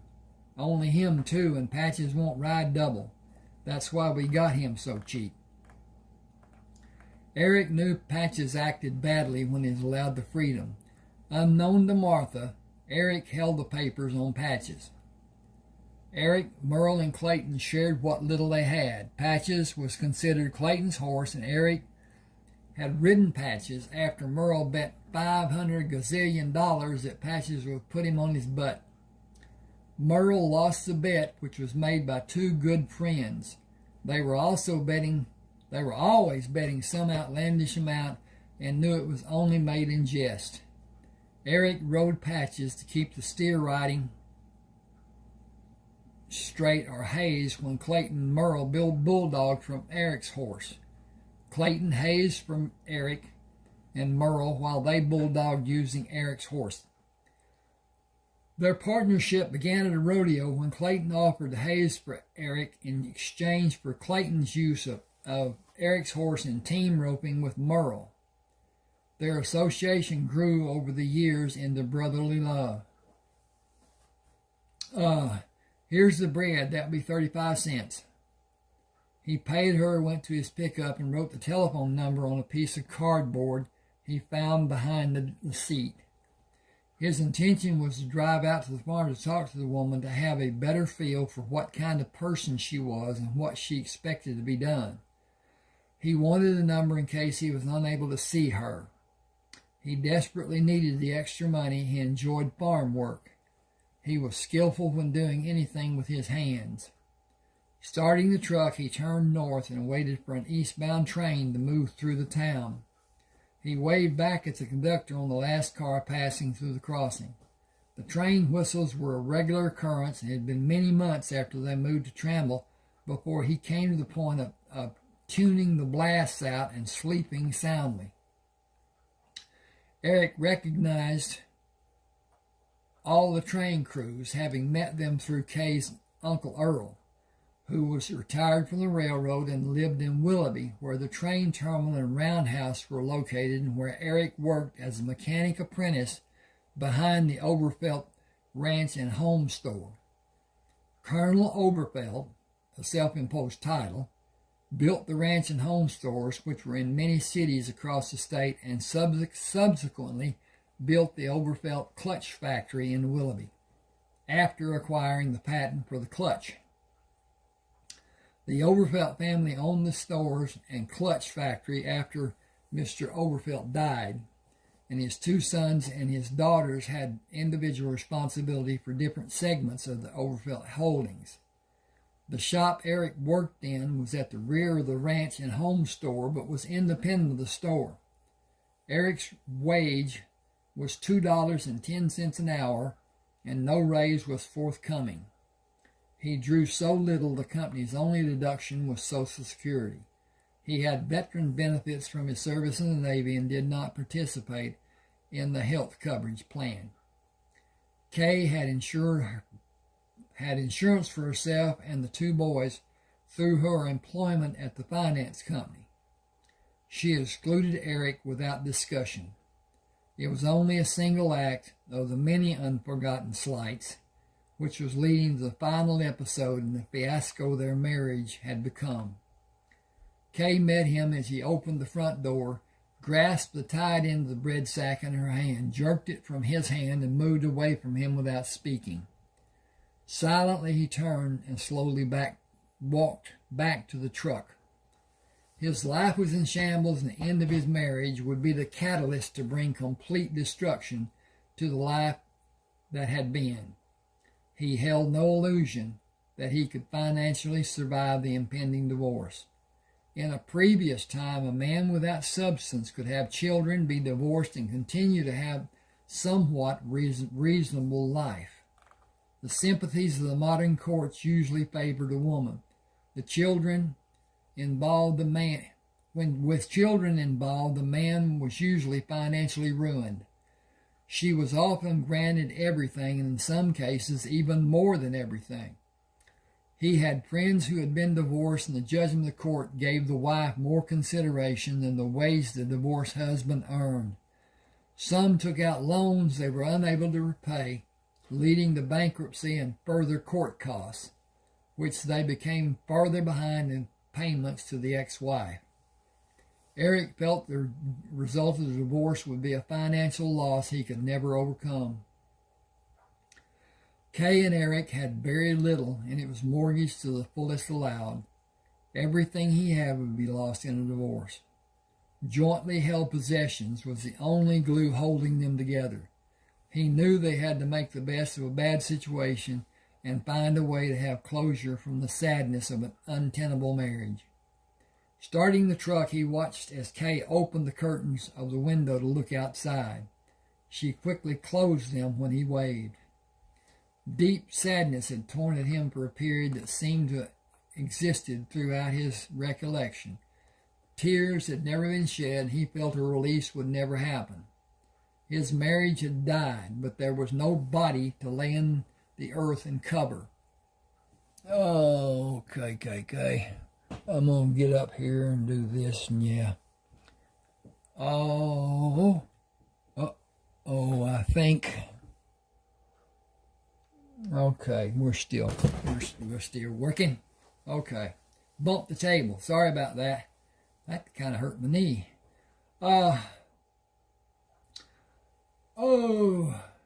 He would become a stranger to the boys. He had lost all purpose in his life. Now his only function was to make money and support those people who would soon leave him and begin a life that excluded him.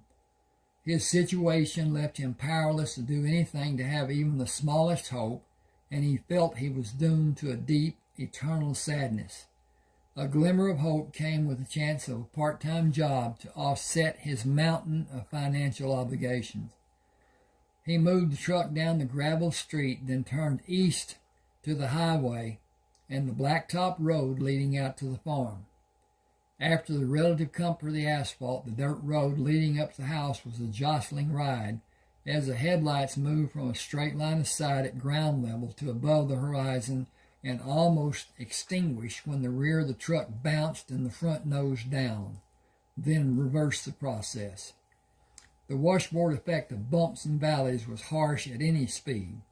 He drove as slowly as the truck would allow, which was at least 5 miles an hour too fast. He struck his head several times on the overhead of the truck and pulled himself back to the seat as the pitch and yaw jostled him from side to side, up and down inside the cab. The engine lugged to a stop when he slowed to cross the cattle yard and enter the yard. Starting the engine, he parked on the road at the side of the wood-framed house. She stood on the porch in the dim light of evening when he walked around the corner of the house. "Nice night for a ride. I am sorry the lane is so bumpy. The milk trucks are making it worse every day. They make a terrible racket coming and going. There is a blade that can be pulled to smooth it out, but I have no expertise with machinery. Hi, I'm Cheryl."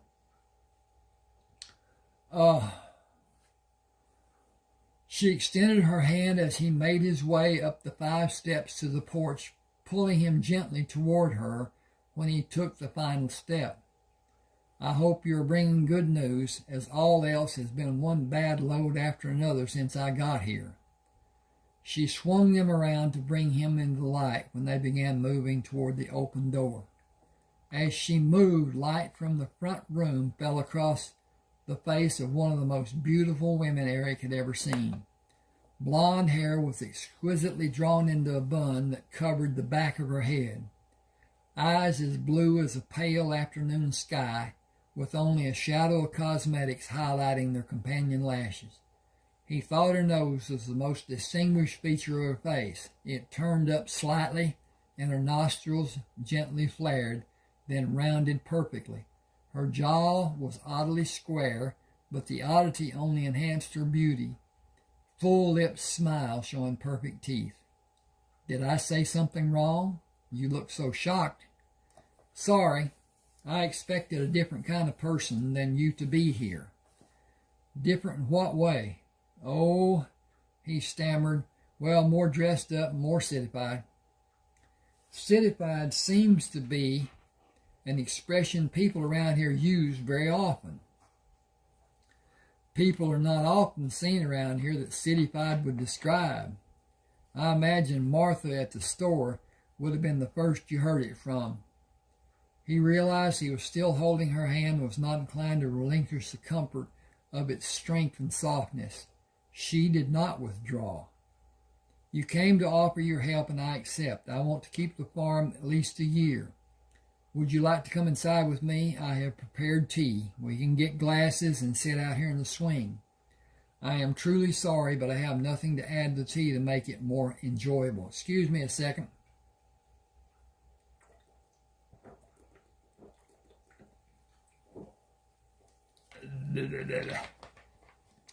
Oh, that is refreshing.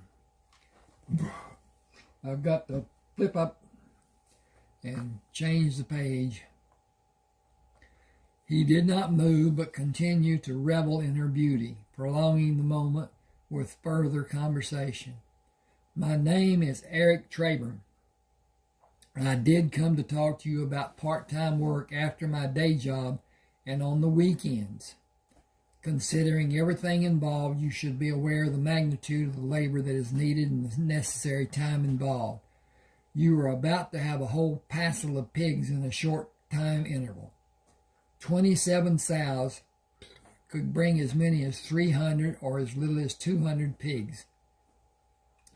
Either count as a lot of pigs for one person to attempt to manage, if he is alone. The babies need to be protected, or the sow will flop on them when she lays down, and her weight will crush them. Whole litters have been lost without crates being used." He paused, wondering if it was more than she might digest.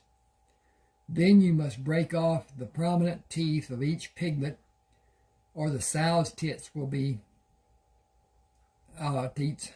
will be severely damaged, and the little shits will use them against the other littermates if they are not removed. Removing the teeth can only be done in a fashion that requires expertise of knowing where the break is done to not hurt the pig. He looked at her to be certain she was not squeamish about doing what was needed. The tails need to be cut off so the other piglets can't chew on them and maybe cause infection. The nabals must be dipped in a solution to prevent infection. He paused and continued when the expression did not change. Then the calves are about to start dropping.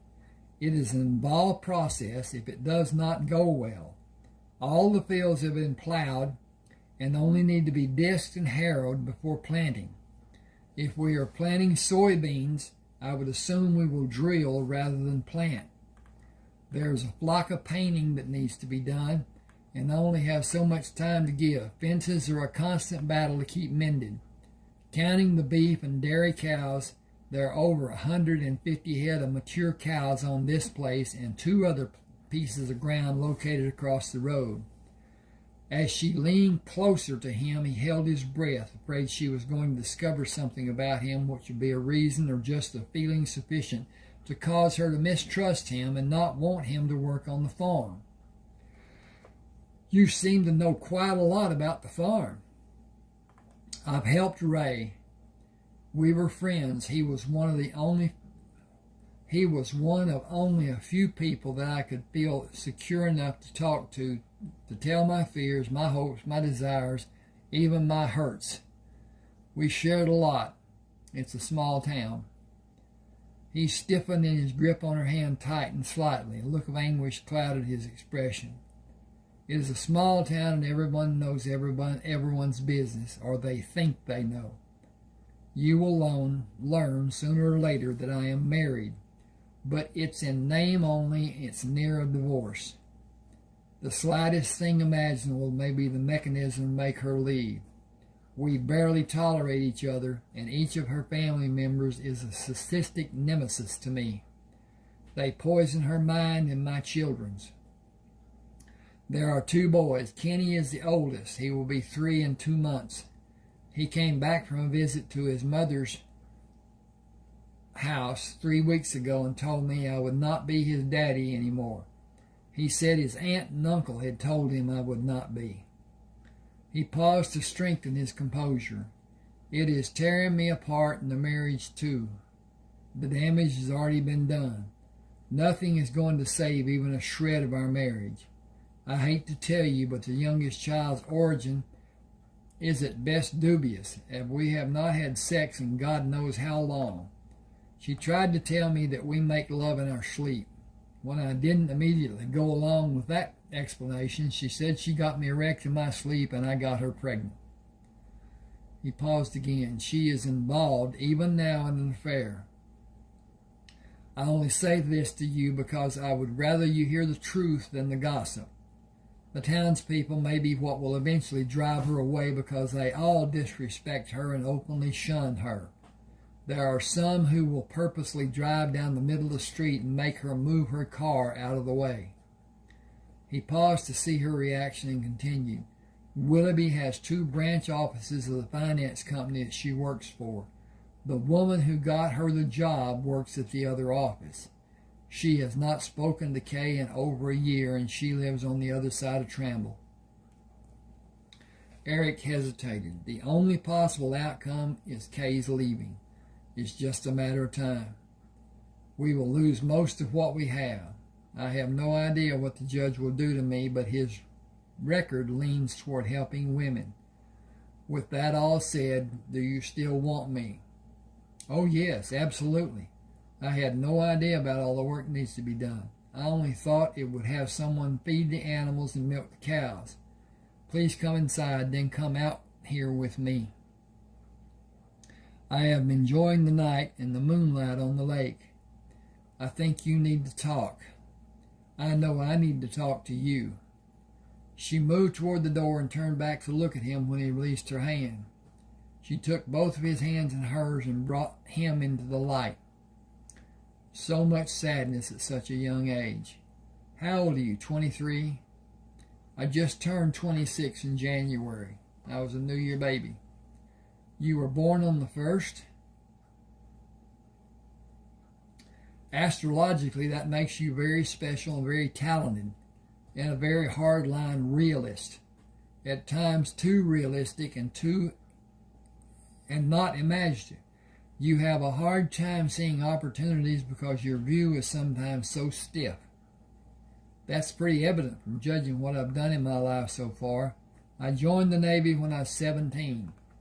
I enjoyed the plane flight from St. Louis to San Diego. It kind of went downhill after that.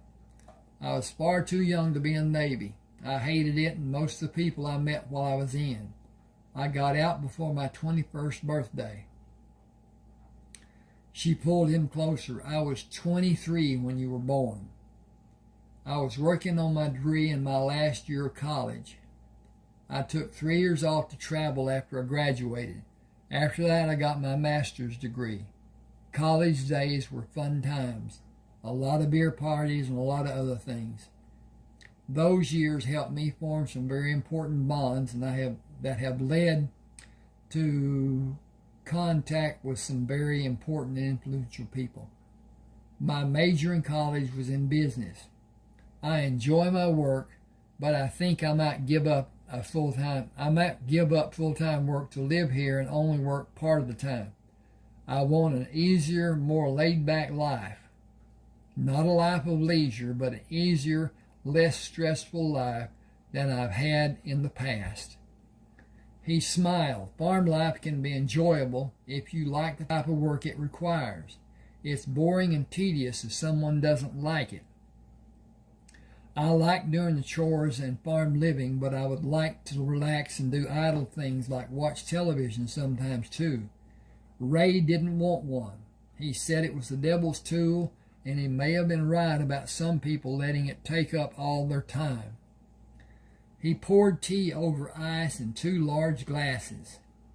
If you take him out to the swing, I'll bring ice and the tea pitcher. Eric placed the 2 glasses on the stand which stood between the wall of the house and the swing, then sat in the swing on the side away from the wall and held the swing in position until she could be seated. She sat on his right side, handed him a glass of tea, and swung her left arm over his head to rest in the back of the swing. Her left breast pressed into his right arm. He moved the glass from his right hand to his left hand and put his right hand on the top of his thigh. She stopped him as he raised the glass to drink. Let's toast our partnership. She pushed her glass to his, turning her body farther into his. The contact had an immediate reaction from Eric. He edged his hand away from her to cover his erection from her view. He did not look at her and hoped the redness of his complexion was not visible in the dim light. To a lasting and productive partnership. He drank the tea, then drank again and asked for more, relieved when her body position was inches away from his after she settled back from pouring the tea. Did Ray leave enough for you to pay a full-time man a minimum wage? I know a man who could come to work, but he is married and has to have a weekly payment. I am toying with the idea of my not being paid. It would only make the divorce settlement harder to live with. Will it be all right if I run some things by you about the operation of the farm? I will always expect you to do that and even more. I know nothing about farming, and I am turning the operation of it over to your capable hands. Set your schedule as you may need and make this a profitable operation. I will bow to your good judgment. As to your pay and mine, since we are working as a partnership, our pay will not happen until the crops are finished and the different animals are sold. Isn't that how farming works? It is usually. It is. Sorry about that. It is. Usually the money from the farm operation is borrowed and the banks get the lion's shares and little is left for the farmer. We have to organize. Selling some of the old equipment and getting larger equipment will be the first step. Ray has all those tractors and could really only use 2 or 3. We need a tractor that is bigger than the Farmall M, but keep the M. It will do to pull some of the older equipment. I'd sell all the rest. That may be enough to pay for the bigger tractor. He only used a 2-bottom plow. I'll need a reversible 4-bottom plow later on, but before we start plowing this coming winter. He has a single-stage disc that's only 12 feet wide. The drill takes forever, but Ray liked it that way. I need volume and speed. Hang on just a second, please. And so we're up here and we're doing great. Okay.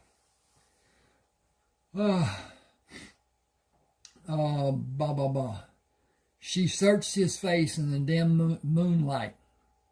I don't have the slightest idea what you're talking about, but I know Uncle Ray liked to putter around the farm, and he didn't give a wink about what he called newfangled things. I know the earth here is excellent for growing, and I would like to be both productive and pleasant. I know that trying to do something with the wrong equipment can be a living hell. I don't have a large amount of money, but I do have some, and I have the ability to get whatever may be needed. I cannot use the farm as collateral. It is not mine, and only have it until the rightful owner is named.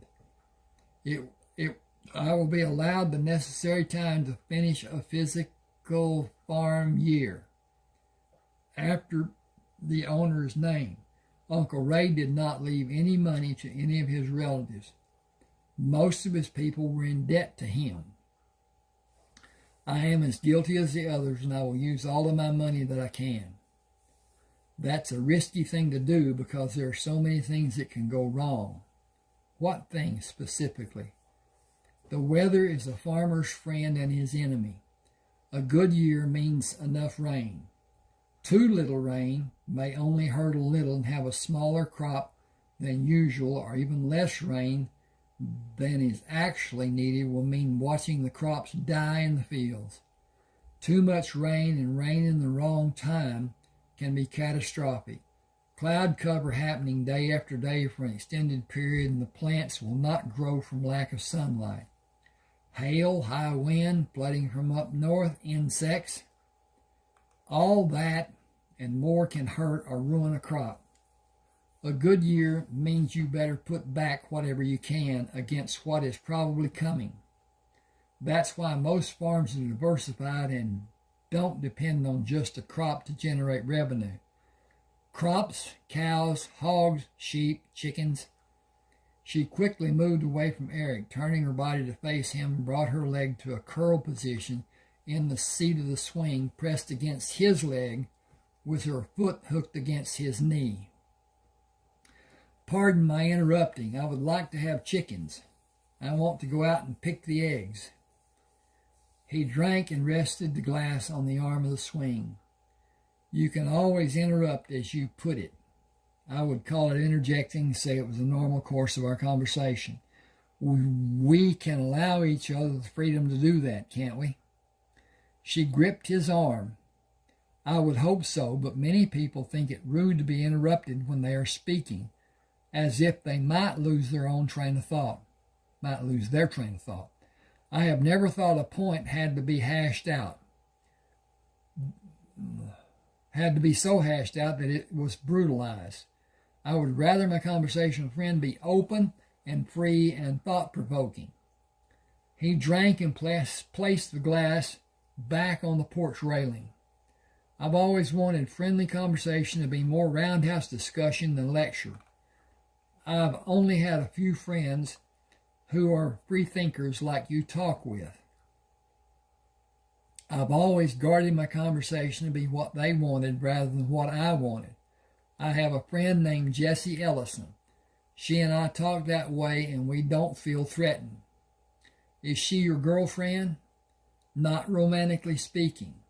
She's just a good friend. She's a sounding board for me and me for her. We've been friends since grade school. He took a deep breath. I'm nearing the end of my marriage.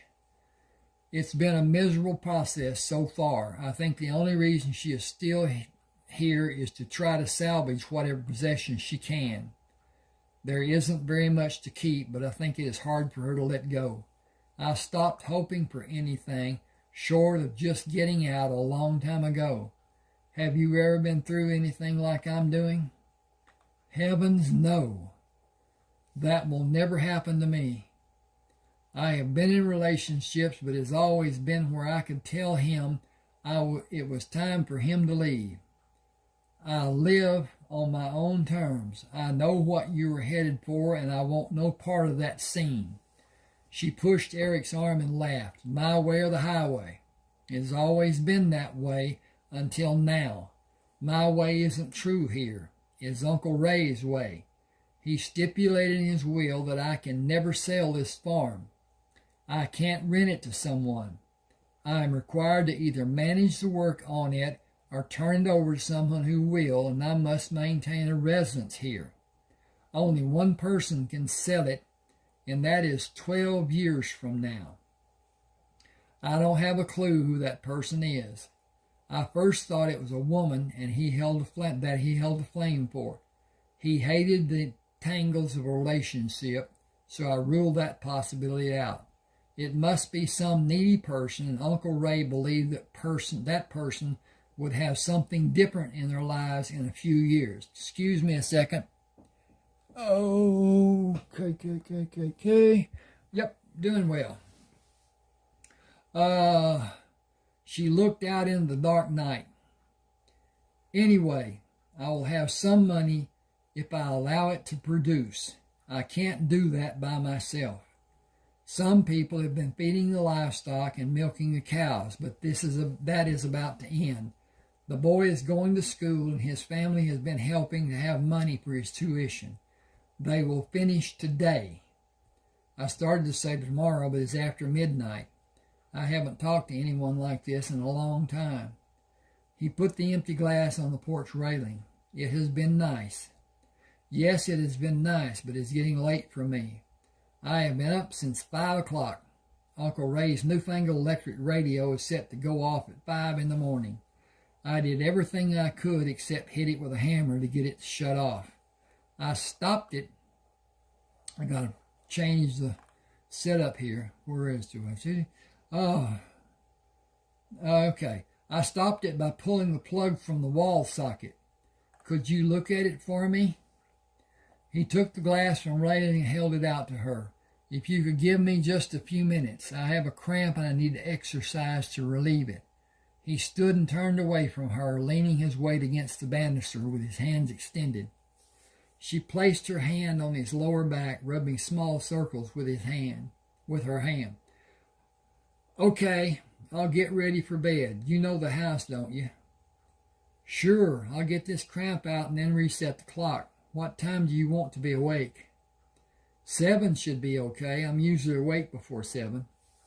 If I get finished setting the clock before you get dressed for bed, I'll say good night now and see you tomorrow morning. I look forward to seeing you. Good night. She took the pitcher glasses and ice container inside. He watched as she moved through the kitchen into the bedroom, leaving the bedroom illuminated by a small amount of light filtering down the hallway. He stayed on the porch longer than he had anticipated and softly swore when he heard Cheryl get into bed. The creaking of the old bed springs brought intensity to his bulging problem. With resolve to get the task at hand alleviated, he entered the house, moving quickly through the bright light and into the shadows of the hallway and the relatively darkness of the bedroom. I'll set the radio clock and get out of here and out of the way. Oh, you will never be in the way anywhere on this place. I suppose you aren't aware that Uncle Ray considered leaving this all to you. Why would you joke like that? It isn't a joke. I'm totally serious. Consider some relevant facts. Who came running every time Uncle Ray needed something? Who fixed every problem he had with everything mechanical? Who found him with his hand under the tractor tire when it rolled back on him and stopped? He was drunk as a rabid skunk, and I was too. Nobody aside from me knows it, but you probably saved his life. After you got the tractor moved, he went to the day clinic and got pills which stopped his heart from racing. If you had not found him, he thought he would have died.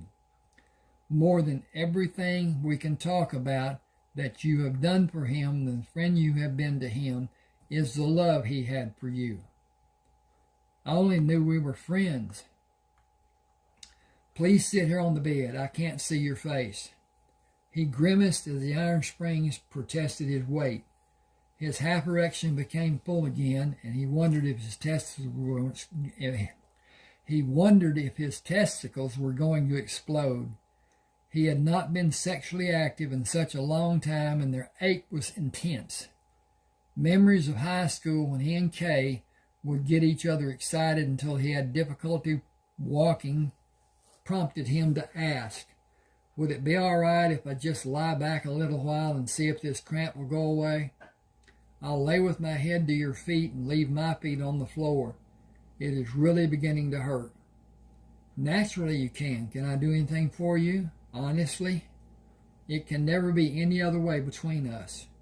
I know, but honestly it's hard to rule the day in my life, and to have you be so close to me and be beautiful, exciting, and sensual woman that you are has been pure agony for me all evening. I've had the greatest erection of my life, and I can't get it to go down. You pushed your breast into my arm when we were sitting on the swing and popped up like a periscope on a nuclear submarine. It's been looking for a target all evening. I am an old woman. What does that have to do with an erection? Do you think I'm perverted because you do you do such wonderful things to me? I am old enough to be your mother. A young man like you shouldn't even look at a woman as old as I am. And he certainly shouldn't have erotic thoughts. You should be repulsed. You should be ill at the slightest thought of me. He sat up on the side of the bed, reached over the blanket which covered her, and pulled her into the light coming to the doorway. Are you repulsed by me? Oh. Of course not. Oops, that should have a... Okay, hang with me just a second. I got to put quote marks. Weren't there. Of course not. You're a young Adonis. Any young woman will want to be with you, but not just any older woman. That is not saying any woman will not want to be with you, but there are certain priorities. Society does not treat May to December unions kindly. Does society rule your life? Heavens to Betsy, no. Mine neither. I march to whatever drummer I like. I have been close to death so many times in my life. I am going to live my life in whatever manner I'm able to choose. It may be dictated to me when this or that is out of the realm of possibility, but you aren't if you allow it. I'm going to change this and put that back there. It may be dictated to me when this or that, okay, whatever. Then what would you do? Oh, wait a minute. If I wasn't married, I would lean over and kiss you right now. Then what would you do? Are you teasing me or simply making light of me? Neither one. I am merely wondering what you do or do not know. Know about what? Sex and sexual responses. I didn't know there was going to be a test. There is always a test, whether you know it or not. Someone is always judging you on any number of levels. For instance, and only to show the point I'm making about judgments. When you started up the lane, most people would have driven faster to go over the bumps in a shorter period than you did. You were then judged to be many things: patient, caring, intelligent or wise, experienced, diligent, perseverance. Should I continue? You made your point, but where does that include sexual knowledge?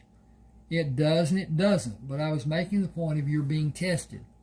The question of sexual knowledge or lack of knowledge is what would you do next that would be well received by your prey. She paused for effect. Yes, pray, because I have not exhibited any desire for you.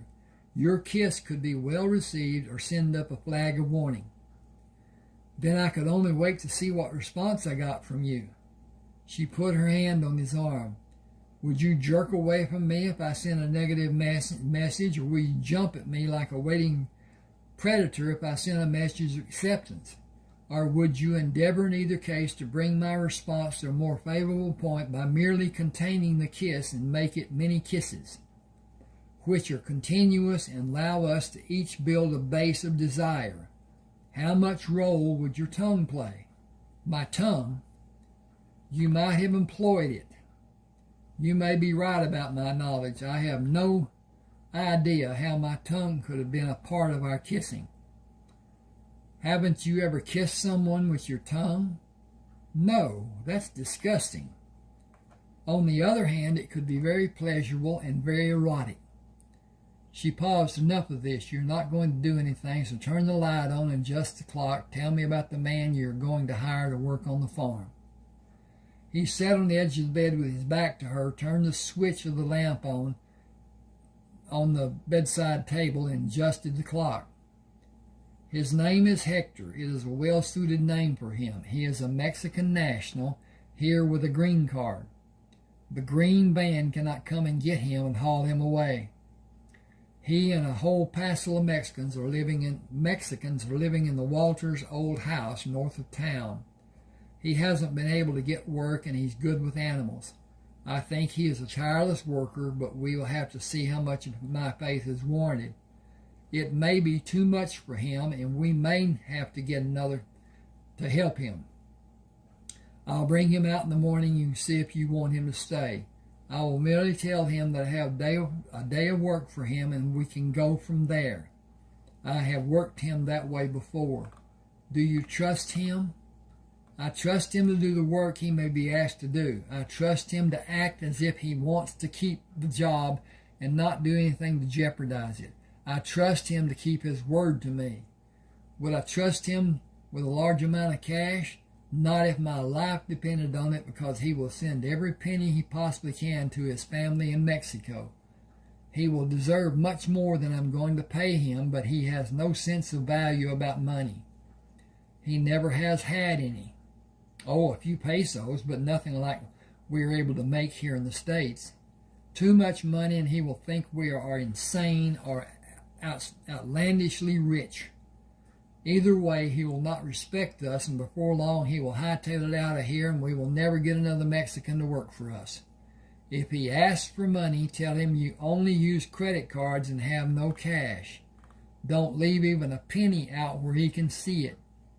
Help him stay honest by removing any temptation. He put the radio back on the nightstand, turned the light off, and moved in the direction of the door. Again, good night. I'll be out early in the morning with Hector and maybe some others to help. Can you fix breakfast for 3 or 4 hard-working men? I'd happily make you breakfast and for all the other help you may bring. Good night, and remember to keep your temper in check, because your sign can become extremely violent when provoked. A woman who called herself a psychic once told me my sign was prone to hurting people, physically. That is total rubbish. I control me, and no outside force can make me do what I have never done. See ya. Sleep well. He left the house intent on going to his truck, then decided he was not going to endure the lane again. Walking around the truck, he went to the building where the tractors were stored. Ray had a tractor for each job he might want. Eric wanted only 3 to do all the jobs, or even as few as 2. He started the farm all in and hooked the blade to the 3-point hitch, then reversed the blade, allowing him to back down the drive and keep the tractor on an even plane rather than the bumps he experienced earlier. Less than 20 minutes later, he was driving over a smooth gravel road. He turned onto the asphalt and drove to Merle and Clayton's house and entered without knocking. Both Merle and Clayton were watching television, wearing only blue jeans. Merle stood to get a beer. Where the hell you been all week, Trey? Want a beer? I'd kill for one. I'm going to crash here tonight and get up early. You two want to spend the day with me out at Ray's place? I got a part-time job. It is just keeping this summer. It is just helping this summer and into harvest in the beginning of next year. She only has a farm on a year-to-year basis. He looked at both Merle and Clayton for a response and continued. I'm going to swing by and get Hector in the morning. You could bring the horses. I need to check on the cows and try to get a handle on all that needs to be done. I might need your help keeping everything straight, and someone needs to go into Willoughby to do a beer run. Clayton waved his hand. No need. I took our kitty and stocked up with good beer and that shit you like. Do you want a good one or keep on with that horse piss you call beer? Merle held his beer as a salute to Clay.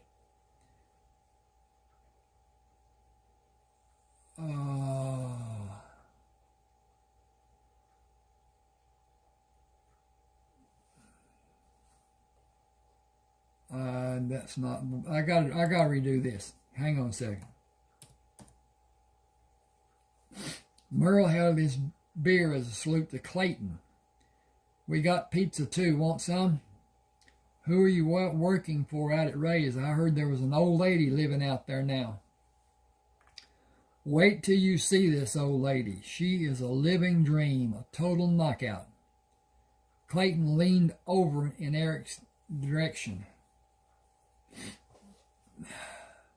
You don't usually say much about women other than Kay. Kay. Is she really that good looking? Looks don't mean that much to you. What's going on? Man, oh man. I about dropped my teeth. Hang on a second. I think I got a comma coming up right there. Okay. She's almost as pretty as Jessie, but Jessie is more classical in her looks. Cheryl is less refined, but she did something special for me.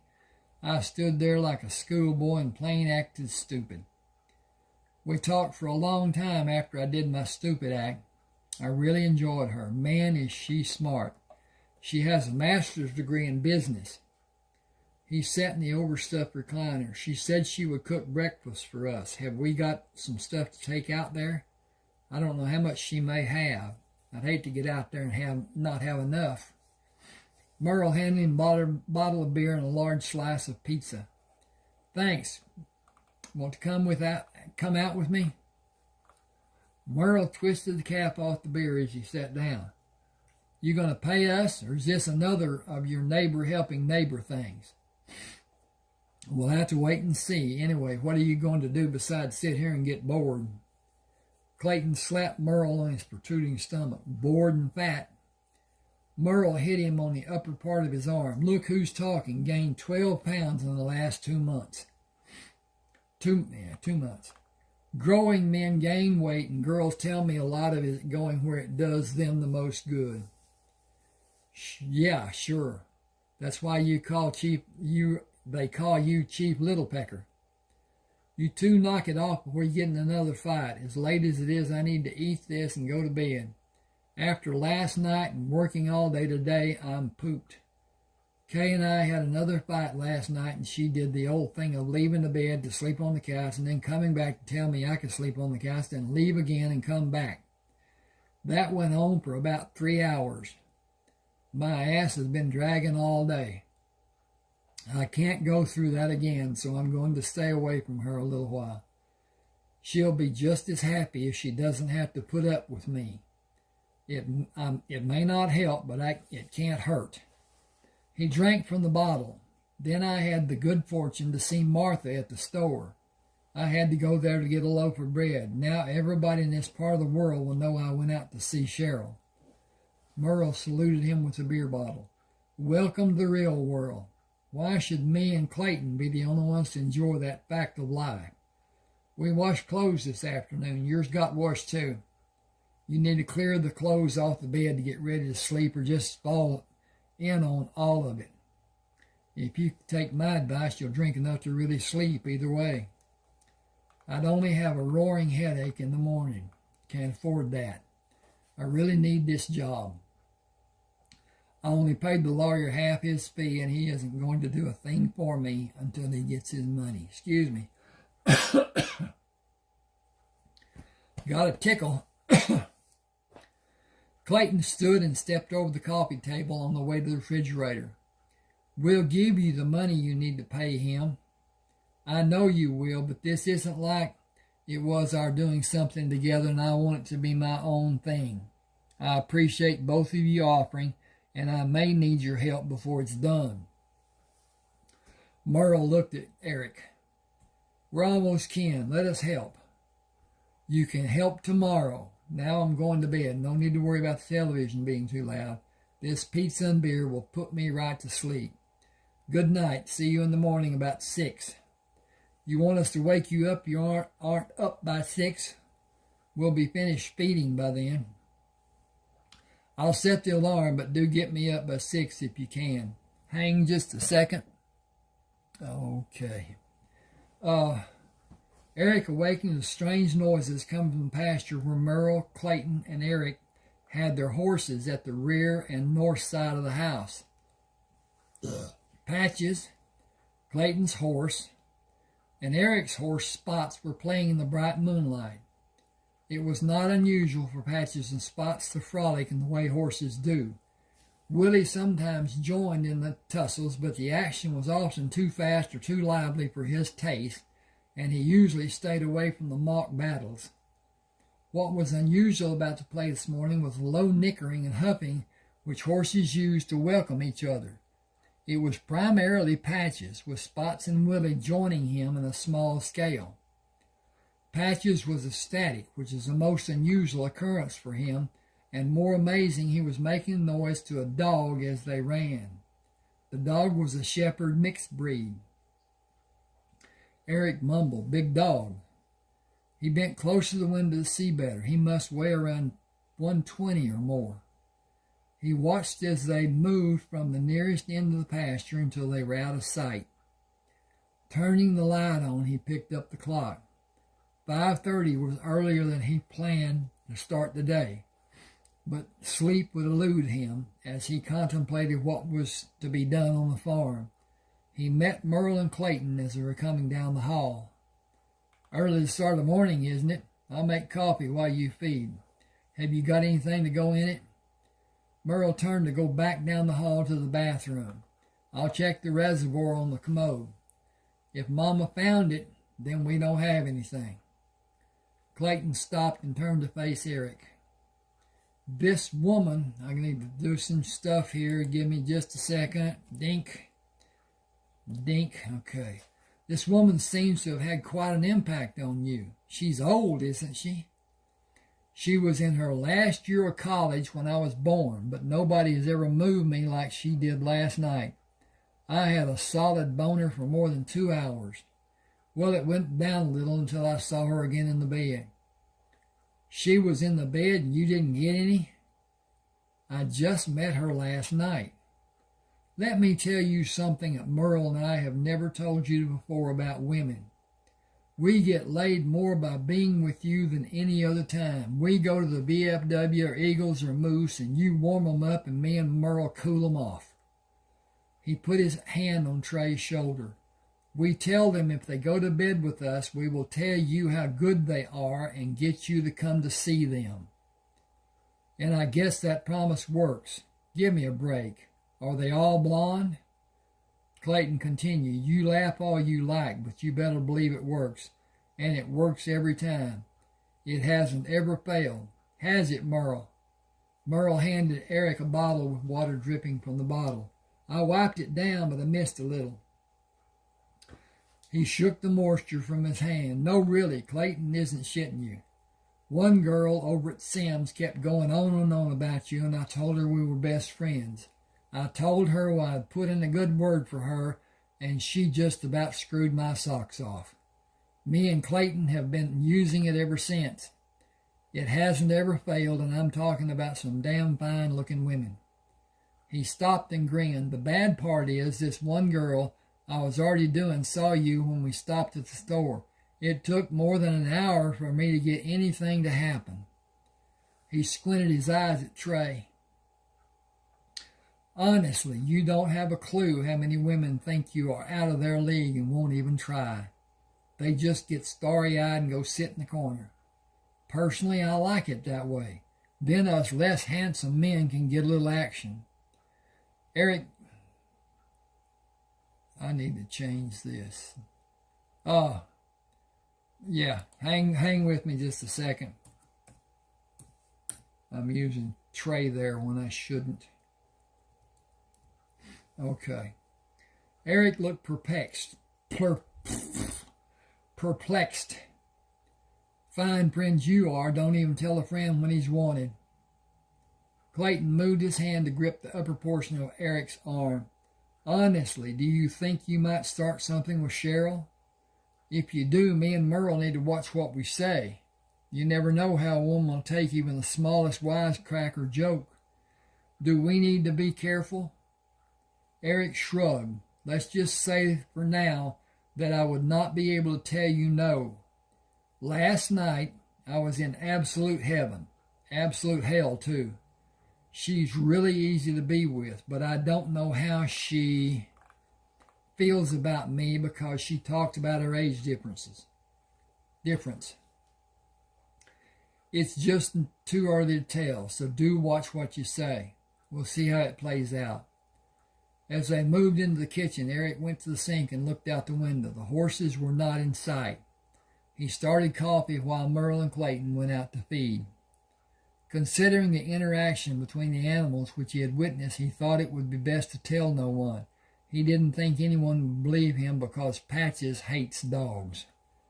The whole town had been warned to keep their dogs away from him. He would do anything possible to catch one and kill it if nobody stopped him. Removing the top of the bottle, he laced the coffee with amber fluid. Slowly sipping, he drank the coffee. He found his hat and, without waiting for Merle and Clayton, left the house, placed the bottle in the glove box of his truck, and drove across town to locate Hector, who walked out of the house to meet Eric.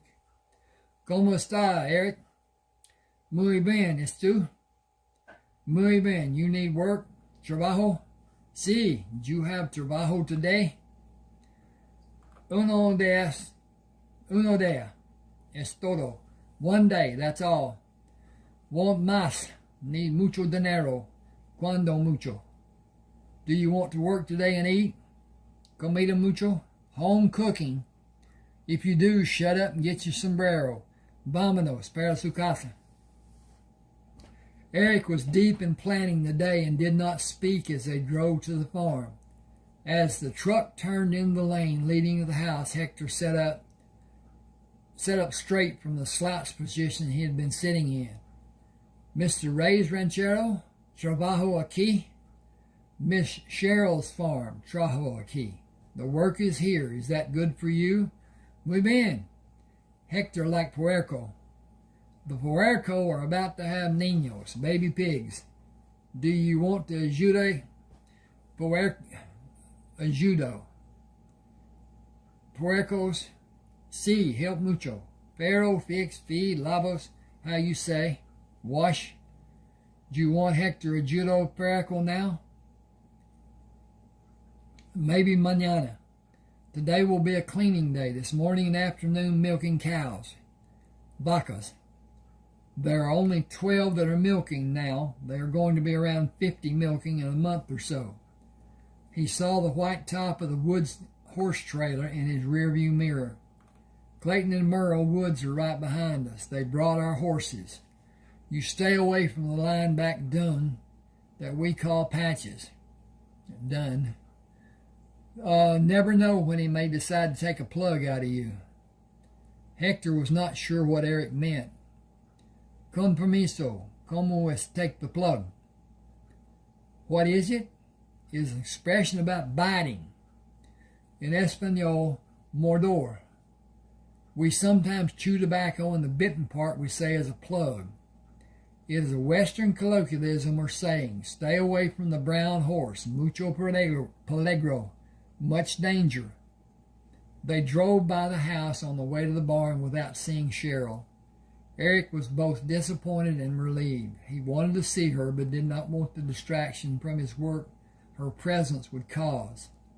He could only surmise what his reaction to seeing her for the first time in daylight would be. The embarrassment of the previous night was still vivid in his mind. Hector, can you start the tractors? Sí, paseo, también. Where did you drive a tractor? Sí, big hacienda in Mexico. Drive many, break ground, plant the seed, mucho trabajo. I'll show you which tractors need to be cleaned and which ones need to be greased and maintained. We're selling the ones you will be cleaning. They need to be as clean as you can get them, but hurry too, okay? Oh, sí, Hector makes shine. Muy pronto. Make milk, you see. Work on the tractors after you milk and clean the dairy.